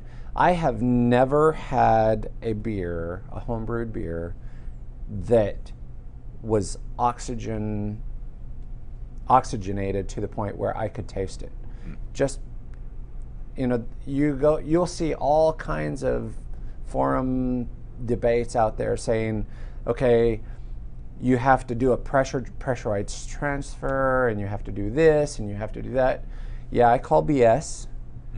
I've been doing this for 16 years, and if you can taste oxygen in my beer, I'll give you a $100 bill. But you better be able to prove it. There's some super taster out there that they just I call BS. he's watching the show. I call BS. That's one of the reasons why I don't participate on forums anymore, because there's just too many experts out there, and they're couch potatoes that don't have the real experience. Am I wrong, Bobby? I mean, people can make it very complicated. People can make it very complicated. And are those things bad? No, they're good things to do. But is it required? Likely not. But for Bobby's case, absolutely. Yeah. Bobby's got equipment where he can test down to the nth degree on oxygen. I mean, I went in there and we had a deep discussion on oxygenation and beer, and healthy respect, Also go pull your old physics book or chemistry book out. PV equals nRT using ideal gas law. Yeah. And what happens? So there's basically you can do the math and you'll see that there's almost no oxygen molecules around anyway. From a perspective of, so the big thing in the brewing in our industry, especially for the guys making these highly hoppy beers, is completely purging a bright tank of CO2. Now, if there's any professional brewers out there, they're about to flame me. But basically, if you look at it, if you fill a tank to 15 pounds of pressure with pure CO2 when it just was at atmospheric pressure with air, you have very few oxygen molecules around at that point, just because you think air is 72% nitrogen anyway. Right. It's only 21% oxygen, so you've diluted the amount of oxygen down there. If you are capable of keeping a CO2 blanket, because it's heavier than air, via a carb stone or something, as you fill a bright tank, all the residual will be coming out of your blow-off as you're filling up the tank, and then you're going to carb immediately, so you always keep a blanket of pure CO2 over the beer. The next argument is the number of dissolved oxygen molecules on a stainless steel surface. Now, this is something where, being a surface scientist and a PhD in surface science, I can tell you there are very few O2 molecules absorbed to the surface of stainless steel. Yeah. At least that are free oxygen molecules that will actually react with substances in your product. So the amount of CO2 wasted to completely purge a tank to make it pure CO2 is small. Now, when you're racking you a secondary in the homebrew scale, you're not going to be doing those things. You're not going to continuously be purging with CO2, so it's a little bit more of a tricky business. In my instance, I'm going to go immediately into carving the beer, so I'm constantly blowing CO2 through the product, and it will be turning it over, and there's not enough oxygen molecules there to react out. It just, the math doesn't support it. Of course, again, if any of them are out there, they're probably saying this guy's full of shit. If I don't do that, my beer's going to oxidize. Are you sure? Have run the numbers? I promise there's not enough oxygen molecules there where you should be concerned, especially with the physical way that you carve a beer and fill up a tank. It just doesn't make sense. CO2 is heavier than oxygen or nitrogen or air, and as long as that's always a blanket on top of what's coming out of your stack. So now if you're going to fill a tank halfway, you need to be a lot more careful because now you have a much larger volume where now you're starting to talk about enough oxygen molecules to matter. But if you're going to fill that tank up with maybe an inch or two of headspace, not an issue. Yeah. Did you get that, Kennedy? I got lost a long time ago. You just got some knowledge dropped on you, man. Well, it's best not to. I think it kind of relates to the other day.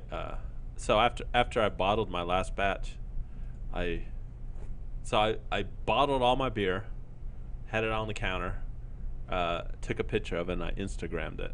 Well, James from Whole Food Brewing immediately like responded to me. He's like, bro, you need to put the beer in the bottle and immediately put the cap on. So I had like 52 beers sitting there with no caps on it, and he basically called me out on that. So I think that's kind of. It's not great, but you know that you didn't fill it pre-carb, right? It's going to carb in the bottle.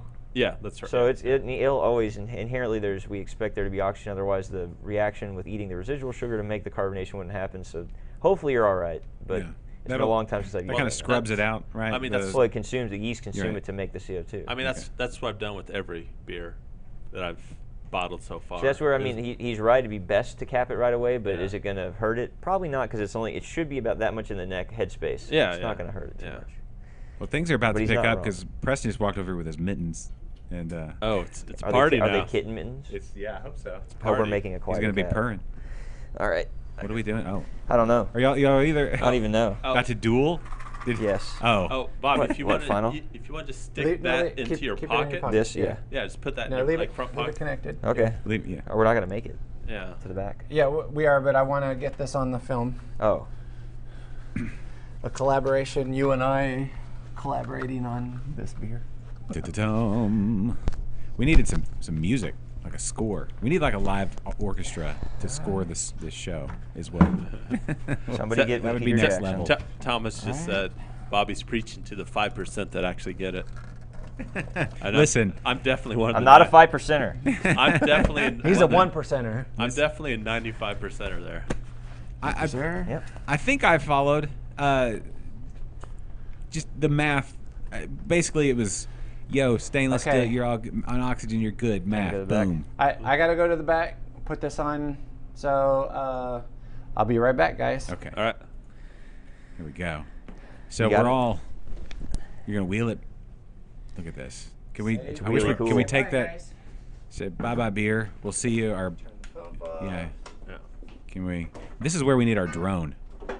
Right. We need our brewing drone. Yeah, we're good. That's next step. Bye bye beer. Bye beer. Trash can. Bye. Look at that. That's another pro tip right there. Yeah. Put it on casters. Yeah. Yep. So that is a good one. Yeah. If you're gonna have to pick the whole thing up anyway, or move it, if you can't, a lot of times they like to brew out here, but all this water's in the back. Yeah. So you can't always have everything perfect, and that's okay. You just move it. Yeah, casters. That's what my whole keys I'm putting on casters, so I can wheel it outside when we have a party or whatever. That thing's big. I know. That's why I'm going to get the big casters, the big rubber. You need to get the ones that go on the bottom of gurneys. Yes. You can buy those. Those wheel awesome. Yeah. I'm getting the squishy rubber, like, off-road casters. Oh. So I just need a long extension cord, and then we'll be good to go. Let's see. Bobby, we had a question. We did, from Brian? Yeah, Brian wanted to know, any new brew at the Pew this weekend? Yeah, we're going to post about it tomorrow. So we have Perrin, our oatmeal stout, coming back for a reappearance. So that we did that a little while back. So I've redone it, and so it's getting ready to reappear tomorrow night. It's all carved up, but I don't want to keg it till tomorrow. So it won't be on tonight.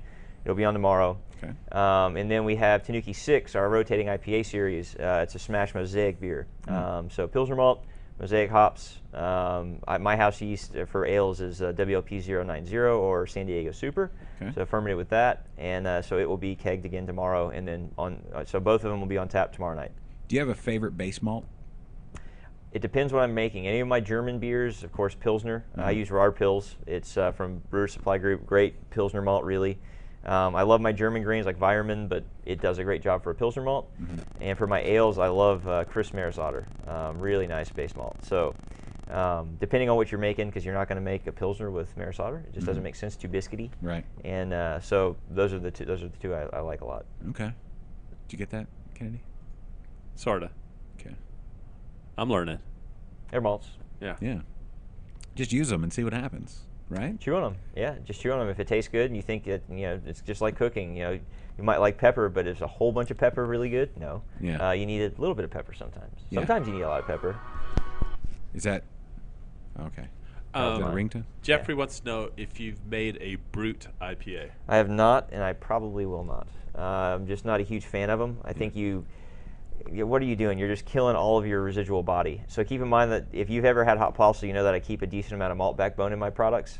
I think it helps balance out the amount of hoppiness that's there. So the brewed IPA is kind of the counter, just completely counter to that, being so brilliant in terms of carbonation, as well as you're losing that malt backbone to balance. If you're going to throw that many hops into it, I want it to be on the palate long enough that you get to enjoy them. And so if you take all that away, you've got hops, they're on the palate, they're off the palate, so you just paid a whole lot for a whole lot of hops that you didn't get to enjoy very long. So that's why I don't do one. I mean, people have asked us, you're not the first person to do one. We still might, but a lot of them that I've had so far taste like a sort of West Coast style IPA. And other ones do not. So I think it's still a style that's not necessarily determined as to what it is. Obviously, it's going to be highly attenuated, so it's not going to have a lot of body. And it's going to have, it looks like a lot of guys are choosing to hop them with, a lot of those fruity hops, so stuff from New Zealand. So the Motuekas, the Waitis, the Rakows, Citra, Mosaic, all those kind of hops. So there's nothing against it. When I'm brewing on the pilot and things like that, I kind of wait for something to either get exciting to me, or I look around at what I've got and I kind of just come up with something. So the Tanuki 6 actually was, I was going through my hop inventory before the end of last year, and I realized I had a bunch of Mosaic still. And I said, oh crap, and I hate Mosaic. So I said, let's do a Mosaic smash beer. And so came in, brewed it. And so, and it's, a lot of people love Mosaic. It's just not my favorite hop. So, it's just sometimes fun stuff like that happens. Other times I'm really in the mood to do one, and the brute just I haven't ever made a brute IPA recipe where I'm like excited to brew it. I'd be brewing it just to do it, and what's the point in that when there's a lot of other cool beers to brew? Yeah. One day it might happen. I may be like, now I've got it. Like I smell a new hop. I say that'd be perfect for something like that, but I just haven't gotten there yet. I feel like maybe like with the black IPA, maybe it was ahead of its time. Like I don't know if there's some maybe there's some piece of that puzzle or whatever, or the little element that may come in and people are like, oh, okay, here we go. Well, it has to do with what the market's looking for, what people are drinking at the time, what the palate is. For instance, the Cascadian Dark Ale kind of had its run, had about a year, and sadly it went away. There's been several others. They tried a brown IPA that didn't even have as much clout as the black IPA. It's just kind of like dirty water IPA. Yeah, didn't really work. The New England style IPA grabbed hold and is not letting go. Yeah. And so that one looks to be here to stay. The Belgian IPA that had a little run, but I mean all the fruity esters and stuff thrown off by the Belgian yeast I think really kill the hoppiness. So that didn't really stick around much. Every now and then you'll see one, but it's not common. And so the brute is it's such a new style that you don't know what it's going to do yet. I think in Houston it will likely be around quite a bit just because it is so light and easy to drink. And when it's hot as hell in the middle of summer, it really fits the bill of nice and bright and light, but also gives me the hoppiness. So I think it's not going to go away, but time will tell. It's people decide with what they pick. What do you? Oh, go ahead. Oh, I was going to say, brute IPAs mix well with orange juice. Well, I mean, you could use them that way as well, I suppose. We had that last week at Southern Star.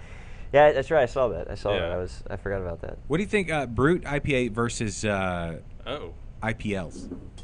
Oh, they're very different because the brewed IPA, the only thing that's brewed about them is the fact they attenuate fully because of the use of an enzyme that helps break down those sugars and the highly fermentable sugars. In IPL, those get to be tricky. You're using a lager yeast, which is inherently different than the typical Saccharomyces yeast that you're using for an ale. So the types of flavors you're going to throw off are going to be different. I found that when you're using those kinds of yeasts, or like even when we just did the collaboration with Nobi, you don't get as much roundness in it like you'll get from an ale yeast, which is what makes lagers lagers. They have a crispness to them, which can be pleasant, so you could probably use them in a brut and be happy. I've heard of some guys using champagne yeast in brut IPAs, but that's going to be a considerably different animal. So be careful if you're deciding to do that with your brut IPA, because that yeast is going to act and perform differently than a typical ale yeast if that's all you've made. So just do your reading, make sure you know what you're getting into. And so you got to think about what your flavor contributions are, because yeast doesn't just eat sugar and produce. I say that jokingly, because that is at the big scale what they do. They eat sugar, pee ethanol, fart CO2, but they have the tendency to throw off a lot of other flavor. If I made the same wort, same hop, same everything, and used 2 different even Saccharomyces ale strains, I can get varyingly different flavors at the same temperature. So they are what make beer. And so to switch over to wine yeast or champagne yeast, you're looking at a lot of different flavor formations. So how you age that will probably be different. How you're going to ferment it, what's important with it, all of those things are going to change. And I haven't made wine. I'm familiar with the strains, so Preston can talk more about why those yeast are going to act different and why you have to treat them differently for overall long-term flavor development. But it's important. It really matters. Yeah. So I walk away for a total of about 7 to 8 minutes, and we're going down the brut IPA path. So somebody asked us if I would make a brut IPA. Oh, good Lord. The only good brut IPA that I've had was a homebrew, and he basically made a saison and added some glucoamylase to it. So it was literally a dried out saison. That's the only good brut IPA. This whole brut IPA is not my bag. So there are other opinions on it. Holy smoke. Holy smoke. I like that people are opinionated about it. Yeah, I like a heated debate on something that it's not my thing. Let's get drunk while we debate this. So well, I mean, look what I just brought in. I know, it's your Hey, beer. everybody, this is your beer. That's our beer. There it is. Josh, and like I said, as fast as you can Is pour the it yeast in, pitched? it's done. No, not yet. Oh, okay. Yeah, it'd be best to give them the. All right, I got a since customer, guys. Yeah. It's fine. Especially since it's dry, it's best to take that home and then do it there. Because on the ride home, it could get happy. Yeah. And then you'll end up in his situation, but in your car. Yeah. Preston won't let me pitch the yeast here. Yeah, it's a bad idea. Especially Hef. Hef is going to go crazy. Yeah, and it's also you're driving around with a huge container of beer in your car. Yeah, it's it's funny. Sometimes after those, I know people have gotten too afraid because it'll make your car smell very brewery-like. And if you get stopped by a cop, guess what's likely to happen? He's going to start asking you, "Have you been drinking?" And that's like some days when I get there have been accidents where I've been covered in beer, and so I was like, man, if I get stopped, there's no way a cop's going to believe that I wasn't drinking beer today because I smell like beer. I should. I just dried all over me. So. Just sometimes there are the inherent hazards that aren't really hazards of the industry, but that's how it goes. Yeah. Another question: when can we expect the next Canto series? Hopefully, it'll be ready by our anniversary party on April 6th. So it's going to be our first third anniversary party because we've never had an anniversary party, but we're going to have one. So, we did have other anniversary parties, but I think everybody got too drunk to remember them. So that hopefully Canto 3 will be out then, and Canto 3 will be different than Cantos 1 and 2. Cantos 1 and 2 are our Active Belora Imperial Milk Stout aged in Booker's bourbon barrels for a year. That was number 1. Number 2 also had the added benefit of a coconut cream pie shot. Oh. Canto 3 will be a new beer. It's actually been on the wall. It's called Sweet Destruction. It's an Imperial Brown Ale, so it's Sweet Destruction at about 9% plus lactose sugar for a little bit of the sweetness. Turns out it makes it taste a lot more like a mocha, so really nice. We put those in the same Booker's bourbon barrels that we had Cantos 1 and 2 in, and we added roughly 3 pounds of Tejas Chocolate Craftery cocoa nibs per barrel. There you go. So those went in September, and so I've tried it a few times. It's really turning out well. Because these weren't fresh barrels from Booker's like the first time, they're reused barrels, there's not as much flavor development to happen. We needed the full year on Cantos 1 and 2 just because there was some residual spirit in there, which I left, and that's pretty bitey. and it mellowed out by the end. Okay. With this time, being that we don't have that spirit, it's not as bitey, so you get a lot less impact of flavor. So it's not as bourbony, not as whiskey like. You get a lot more of the oak more than anything, and then of course you get that dark, deep, really dark chocolate from the cocoa nibs. So I'm hoping it will be ready by the anniversary party, but I'm not sure. It's barrel aging is one of those. Whenever I pull a sample and say that's it, that's when we'll package it. But I'm hoping for that. Have you, Kennedy? Have you been to Tejas Chocolate and Barbecue and there in Tomball? No. Oh, It's supposed to be fantastic. I've never eaten there. I just got cocoa nibs from there. dude, they're that. When you say that, to go there and try their barbecue and then all their just their Hold on. chocolate is just They do barbecue and chocolate? Yeah, they're a chocolate craftery and a barbecue place. it's in both. Man. They're one of the top barbecue. Like Texas Monthly, they were in the Yes. top 10, top 5. Top 5, I think, and it's And this is in Tomball? What's the name of this place again? Tejas Tejas. Chocolate Craftery. yes, it's And it's you got to be careful. It runs out. I think they only serve early for Yes. lunch because they're out of barbecue. By yeah, then. by like 1:30. Yeah. so This is it's two of my most favorite things. it's a ridiculous place, and they have a really good beer selection too. They've got back. I believe the last time I was there, they had back pew Yeah, they cans. should, as far as I know, they only do cans. As far as I Yeah. know, and so I think they keep it stocked on a regular basis. Yeah, if the weather would ever clear up at all and it wouldn't be a, Yep, that Fog. would be great. yeah, you can go sit outside, have a barbecue sandwich, a little sliced brisket, burn ends if you want, whatever, and then a nice beer and then some. It's pretty nice. Yeah, so and that's gonna that sounds awesome. And some chocolate for dessert. That's right. Yeah, yeah, you can do that. I mean, they've got it's like I've that. never heard of this place. I don't know. Wow. You've been spending too much time with Jules. Hey, Jules. You never said hey, so I didn't say. I did say, hey, Jules. You did in the comments, but I want Yeah. to say hi to your girl Mhm. before you did. Hey, Jules, how you doing? Yeah. How are things with you guys? Good? Yeah, we're good. Is the date set yet? Put him on the spot, man. That's right. It's every He, time. he does this literally every show. I mean, Every show. I want you to enjoy life like I have. Oh, so if you do you really want to know about the? yeah. because- no, sure. Well, I mean, if there's something to be said, sure. Because our parents are meeting here in the next couple of weeks. Okay, so let me tell you, this was Yeah. when my wife and I got engaged. It was because my parents were in town, and Kelly's parents were in town here in Houston. And none of them lived in Houston. They were all at Kelly's aunt's house. And everybody got together, went to a big dinner, and that's where I popped the question. She didn't realize it was coming. Right after dinner, she went into the bathroom.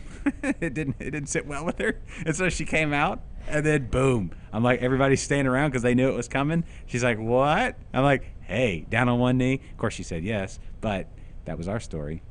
So is that Did you have the ring inside like a piece of chocolate cake? No, or no, no, something no, like no. that? It was actually the ring that I had ordered was not ready yet. So I used a ring that was her grandmother's Uh-huh. to pop the question, and so she Well, wore she that. had for, to have known it was coming. Well, I mean, we had talked about it, but she didn't know it was right then. Yeah, but she gave you The the parents ring. knew though. 'cause Yeah, they were like, everybody ring would knew be it was because difficult. everybody's. So basically, Or he everybody was really slick and stood stolen, I up don't know. ready What, to what take would you have done pictures. if like her dad said no? Oh, Well, I talked to him beforehand. all right. That's what I did. I sat down. Old with- school asking for permission. Absolutely. Yeah, if you've met him, you'd know why. He's still head of security at the Austin airport. Oh, So he's He already run the background checks on him. Yes. So he was Oh. okay. He was Wow. like, "Yeah, I've run the we'll allow this for now." he's like you passed. But know that I do have some flags on you. Yes. So. Yeah. You could be pulled over at any did moment. He do though. He didn't have to do that. Oh. That's cliche. He just looked at me. I'm like, I understand. I knew where I stood, but it's worked out, so it's all good. So your parents are meeting. Yeah, my parents are coming in next week. from Spain? Yeah, Okay. and then her parents are coming in like the following Where week. they're in Florida? Florida, Orlando. Okay. So there's going to be like about a 3 or 4 day overlap. Do her parents drink beer? I think her dad does. Do y'all do weddings out at Back Pew? We do. Yeah. We've had it two. is a church. It is a church. Bring your own preacher. BYOP. Yeah. Do we know anybody that's ordained? My father. Would he do it? But That's convenient. yeah, that is pretty convenient. You could probably get a pretty good deal. Yeah. You can go online and get ordained pretty easily. I was going to Yeah. say, I'll get ordained if you'll let me do it. No, I'm not going to let you. We could do it right here live on Liquid Lunch. Oh, that's good. From the grain cellar. No. Yeah, the what- grain hold cellar. on. This is snowballing. Yeah, Meanwhile, yeah. she's writing all these ideas down. Yeah, They're she's like, brilliant. nope. No, no. So, do you think Oh, they're gonna get along fine. I know, but I'm saying, is there going to be extracurriculars after that? Wait, what? You're going to ask her. You're going to pop the question. She's not No, watching anymore. what? See? No, she's not even there. Is that something you have to discuss, though? People want to know. No, I avoid it. Why? I don't know. I just do. That doesn't make any sense. Oh, Rudy said. Changes subject as fast. Rudy's volunteering the homebrewed brass. Yeah, they play weddings. Yeah. That would be perfect. Oh, speaking of Rudy. Beautiful spring day out at Back Pew. Yeah. In Speaking Porter, of Texas? Rudy. Huh? He bought me a beer at Southern Yankee. I know he did. Yeah. Kennedy, old man. Trying to change the subject Chris here. Why nervous? Why get nervous? I think there's actually an event for Rudy's birthday this weekend at the Hopstop, or sometime soon. Yeah. There's It's Rudy Fest. Palooza. Rudy Palooza. Yeah, That's Rudy what it is. Palooza. Everybody go check out Rudy Palooza. Yeah, Yeah, Rudy Palooza. Stop. Just right now, we're like 2 minutes away from there. Yep. So, you know. Rick you and ever- Don should be sitting there watching this show right now. Yeah. Waiting on one of you to come over and have a beer afterwards. I Well, would go. But I've got to go to work. yeah. I've got to go to work. But Kennedy, Yeah, you got stuff. have to you ever do. been to the Hop Stop? I haven't. You're missing out. You are. It's a great place. Yeah. one of my- Whenever I'm in Humble, I'm, Here? I'm here. But you can't stay At- here at all day. Backview. Well, I stay here a long time. You can burn some hours in a homebrew shop for sure. Oh man, That yeah, guy. yeah, like Where at Hop Stop? The Shoots? Okay, the Shoots take over. Black Butte Porter. What else? Mirror Lake. Mirror.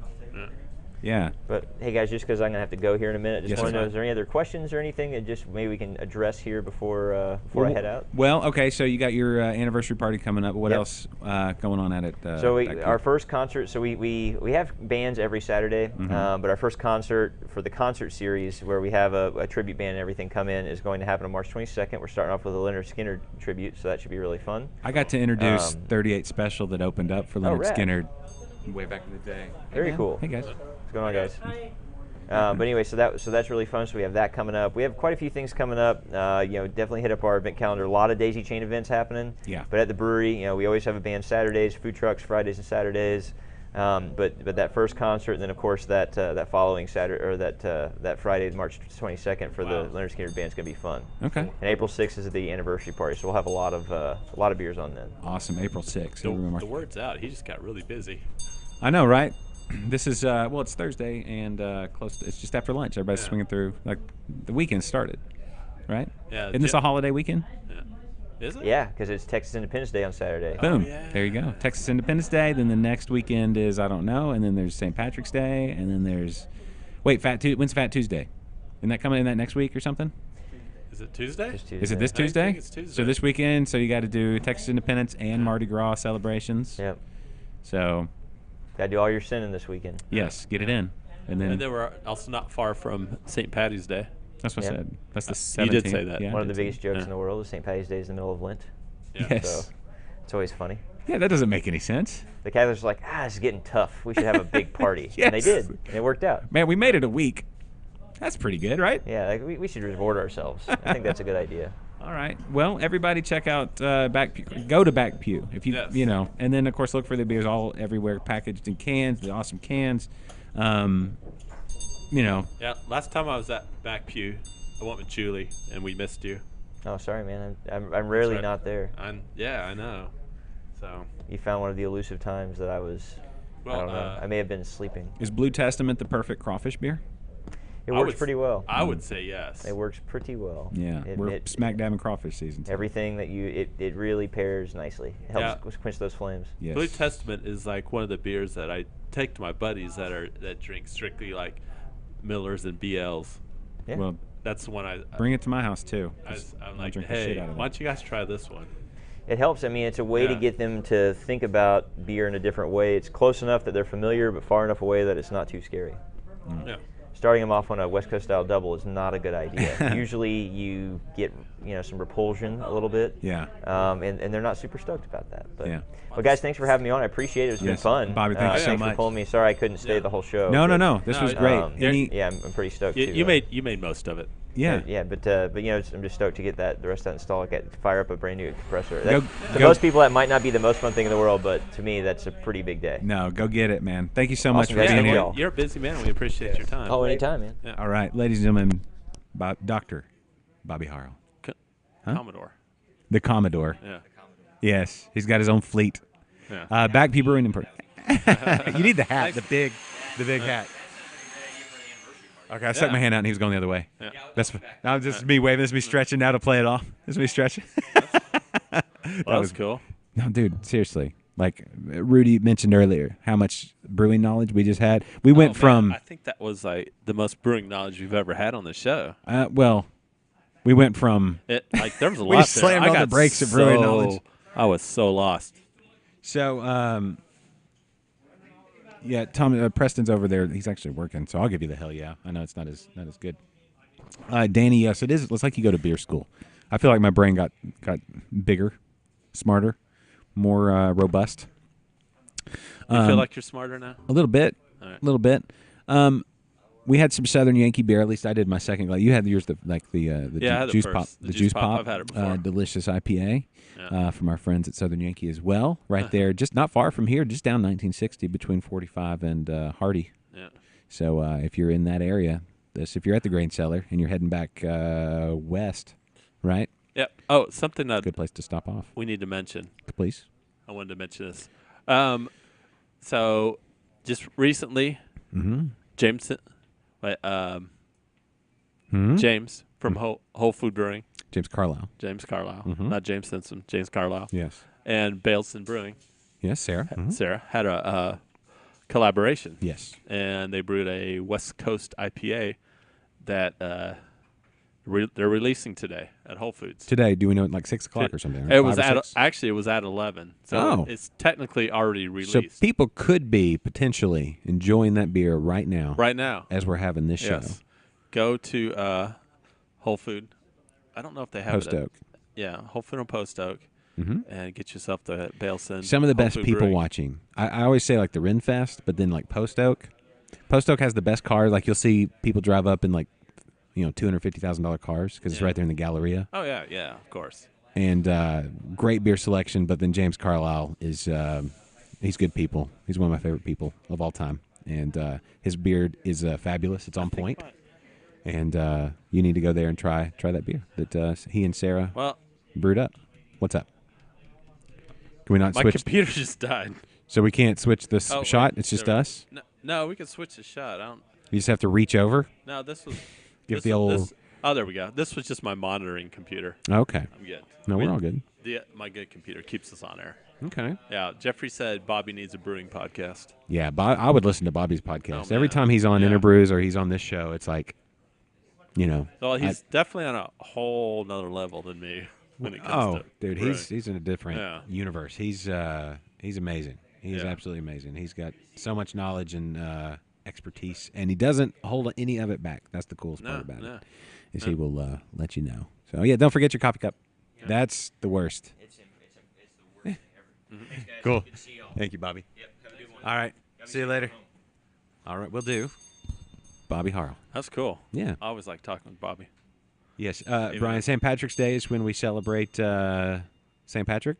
I don't know exactly what St. Patrick's Day is for. Snakes or something? There's something about snakes and green. I don't know. I don't know. To me, it's just an excuse to drink. Yeah, but don't drink green beer. There's too many good like Irish Reds and dry stout, Irish stouts, we had oh, green no, beer in our show before. green beer. Yeah. What did we have? I just put green food coloring in beer. Oh yeah. See, that's all that is, man.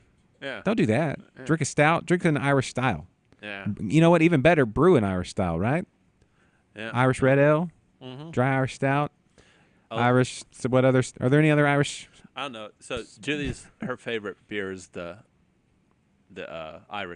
Irish Reds, and her favorite is 11 Below.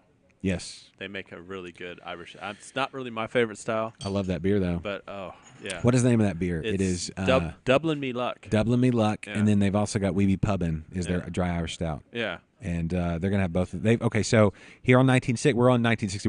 We're a ways away, Yeah. right? It's way back towards town, on the other side of actually closer to 249, so quite a ways away from here, but still 1960. They have the St. Patty's Day parade Yeah. right there on 1960, and then they're having a big shindig at 11 Below right after that. So on Sunday, the 17th, watch that parade and then go to 11 Below if you're over there. Smithwick's. Smith, was that? Oh. Huh? That's Oh, an Irish beer, right? Oh yeah. Jeffrey wants to brew an Irish, something Irish, an Irish something. Yeah.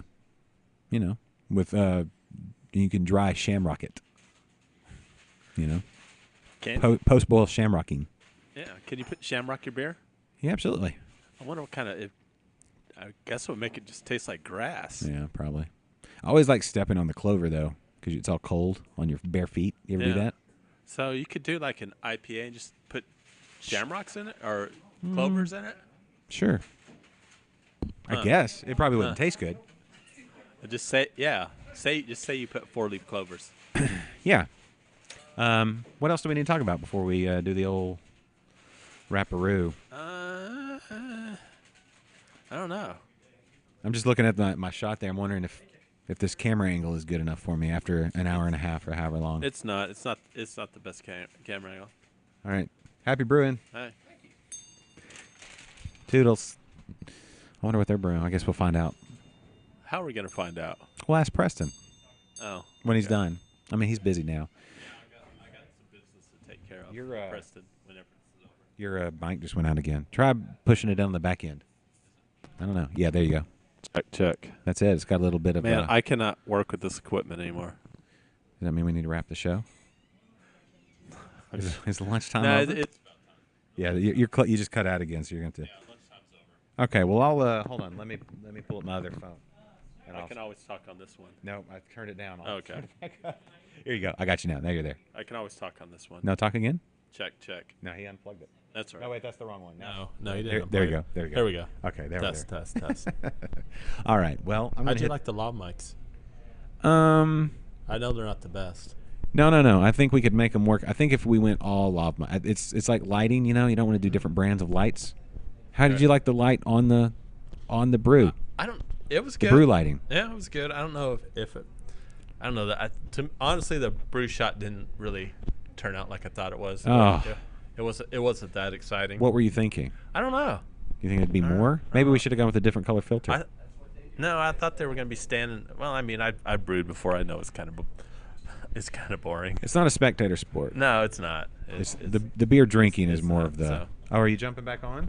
Oh, we got Preston. Oh, we got Preston again. Yeah. All right, I'll keep it low until he gets it. So this mic doesn't work at all. Now it does. Okay. Yeah, thank you so much. All right, take care. Bye. Yes. See Hey, you later. we have an open mic. I'm fine. Wanna sit down? Thank you for the opportunity. But I appreciate it. Thank you. Enjoy. Drive safe. So, Stay warm. I think those guys were in last time I was here. So Bondi is one of my regulars. He's Yeah. actually bottling a beer today. What's he bottling? He brewed a ginger beer Oh. with 2 pounds of ginger. Wow. Made with I'm real actually- gingers. With real gingers. I'm actually kind of looking forward to it. I'm not a ginger beer kind of person. Yeah. It's if it's subtle and What get on camera? Sweet. yeah, you get your own camera now. Now that we got yeah, old Bobby so- out of here. I'm not really a ginger kind of person. Yeah. Ginger beer kind. But it smelled really good. Yeah. So we'll see. Yeah. I could. Sometimes it depends. I don't Right. know. I've had some there. I'm like, wow, that's really good. I Right. don't know if I could drink a ton of it. I'm trying to. Where did I leave my can't. beer. I can't think of an example how you. I left my beer somewhere. Oh no. Pool boy, grab my beer. You got busy in here for a second. Yeah. Right. Yeah, it's a good thing, right? Yeah. Yeah. I need busy. It also got So what'd y'all think of Bobby? Well, he's man. always great.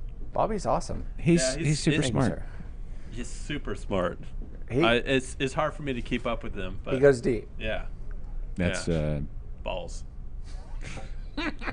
of course. Of course. Sorry. Right I'm not, there. I'm not sorry. Thomas says he I have, misses you. I have a Yeah, the- beer sticker yeah, back the there. balls right? deep. Preston Thomas says he misses you. You know, Thomas, I honestly, I haven't seen you in like 2 years now. Goodness. You need to come by the store, brother. Seriously. Where's he live? Does he live in Houston? You know, I don't know. We could click on his Facebook profile right now. Yeah, Facebook profile tells Oh. us everything. Yeah. Oh, I have a question. Oh, hold on. I gotta Yeah. say, hey to Fawn. Fawn's watching. Hey, Fawn. What's So- the question? And Jeffrey just reminded me of this one. When's the next Rogue Brewers meeting? So the next Rogue Brewers meeting will be Saturday the 30th. So I thought you the guys said last Friday. Saturday of the month, we are going to do a crawfish boil and a brew day and a beer competition. I'm a fan of the Rogue Brewers. Yeah, I'm a fan. absolutely. We do quarterly competitions. I'm on the bar. I'm on the board over there. Ah, Well, it's finally made the board. it's your board. Do y'all get those No, big? it's Rogue board. No, Well, I'm just- technically, I am OG. Do you get a sash or something, or just the name on the, A sash. Yes. yeah, the mayor sash. That's right. No. or a top hat? I feel like top hat should make Yeah, I it come finally out. got it on the Monocle? board. Yeah. Monocle? I was cheated twice. You know, it just happens. You let people taste. To be quiet over there in the peanut gallery. You Hey, let people hold on. taste your beer beforehand. We have an open mic. You get over here. Come on. Peanut gallery's on. I've been staring at you. And Peanut I don't even know gallery's your on. name. Everybody. Oh, damn it! I almost got the butt shot. Sorry. Just kind of clip right there. Yeah. You got to go soon, don't you? Well, yeah, I got What, you time. working? All right. Yeah, Yeah. Oh. that's me. I don't take time off. We're not gonna have another. Oh, let me tell you. Kennedy, did I ever tell you the story about the time Preston came over to the house? Before there was even a studio, we just locked ourselves in that room. Uh-huh. I brought an ice chest. You brought a Full of full of not just beer but mead, like 25% We mead. freaking killed it. We got drunk. And you went to work? Yes, actually. And then we went to go get lunch. And we went. And then we came back and did it again. Yes, we did a show.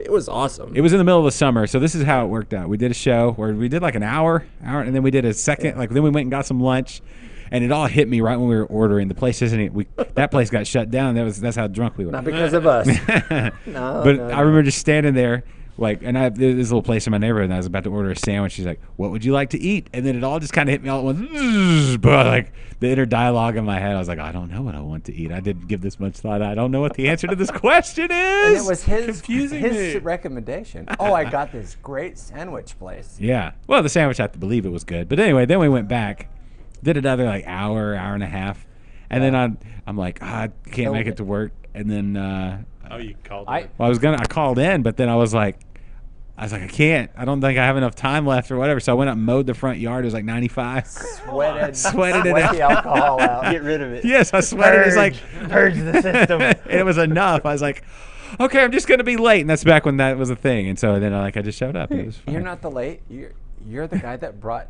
breakfast. Yeah, I should have brought tacos. taquitos. That's what I should have. Yeah. So Kennedy, I turned the tables on Josh. I actually interviewed him. Yeah. Yeah, no, that you can still go back and But find only out. because one of you could talk, and it was No. We started out the whole thing. Yeah. No. We started out. I was like, turn the tables immediately. He started in him, and I pulled the plug on him, and we interviewed Gosh, that Josh. was yeah. And because I figured, we were. I don't even remember which show I was on, what number. Oh, But it's- anyway, he had done all these shows, and nobody knew anything about Josh. So I turned the tables on him. Yeah. Like, I don't know that my answers are probably pretty boring. I mean, this is it. No, I was there. Just kidding. Nah, it was. It was fun. It was. Yeah. And for the record, took almost 2 years before somebody actually outdid my. Length. Length? Yeah, your Yeah. length was legendary. Yeah. That's what I've heard about you. That's right, baby. Rare occasions has anybody ever been lengthier than Preston. Yeah. Your I length, like to talk, Your I'm length sorry. is legendary. I like to talk. I'm sorry. Yeah, anyway, so Oh, so Matt, Brendan Brendan. says hi. Oh, Matt. Matt Oh, Matt Shawless. Yeah. Schaller? Yeah. Schaller, if you hear me. Yeah. What's up, brother? holler at Charlotte. Thanks for watching. I'm sure he's on the road. Keep your eyes on the road, not on the Stay off video. your phone, man. Yeah.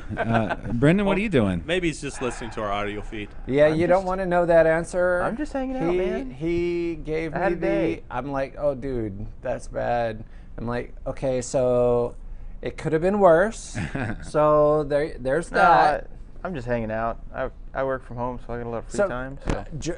So Josh, Kennedy, Brendan works at the store with me. He fills in, and whenever I have to go hang out. Or like go do when something. you have to go to Bailson for our 100th episode. Yeah. Yeah. Exactly. He helps out. Exactly. Stuff like that. Yeah. Cool. Yeah, I pay him in brewing supplies. Do you allow? Handle it. Does he allow you to give out the free hugs? Oh yeah, I get Okay. free hugs all So, the time. so you give out free hugs when Preston's I'm really here. bad at it. But Josh, you got the special free hug. I this got the morning. leg hook. Hey, Oh, sorry. I mean, I didn't. I got the kiss Oh. on the back of the neck. Oh, ooh. Wait, I didn't know that was an option. Dang. I've learned so much. Every once in a while, he'll just put a little bit of lipstick right for you. If he sees you coming, leave a little mark. So and then you know. apparently Matt said he was trying to make it up here, but he got stuck in traffic. I see his truck right out there. He's out in the parking lot. He's eating Don't tacos lie. out in the parking lot. What are you Right. doing, man? You're not stuck in traffic. I mean, You tacos. just needed to put some sauce on your taco. What are you doing?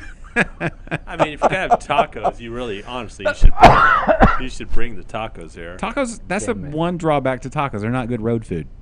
It's not a good road. I mean, They absolutely. You can are. make it work. They're- See, what you do is you drive with your knees, and then you eat a taco with another empty tortilla underneath. Okay. Then a you have a catch. second taco. Then you get a second. and like then you second get there winning. safely because you're driving. It's like second running. It works. Or it if works you're- totally. No.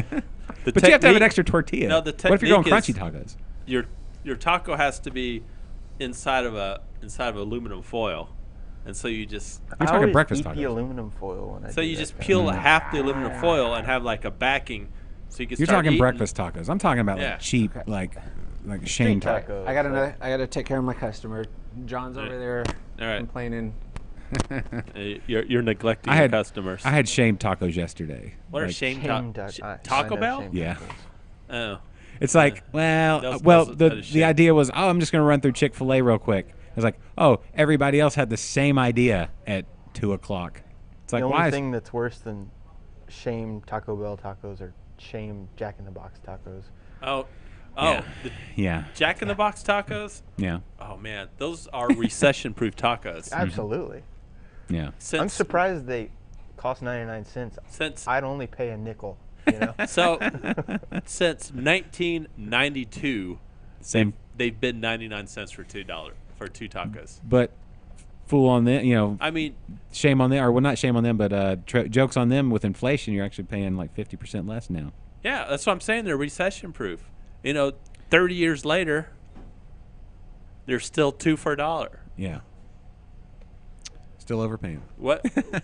Since like the early 90s, what can you tell me that's the same price other than 2 tacos from Jack in the Box? I don't know. Yeah. Nothing. Recession-proof tacos.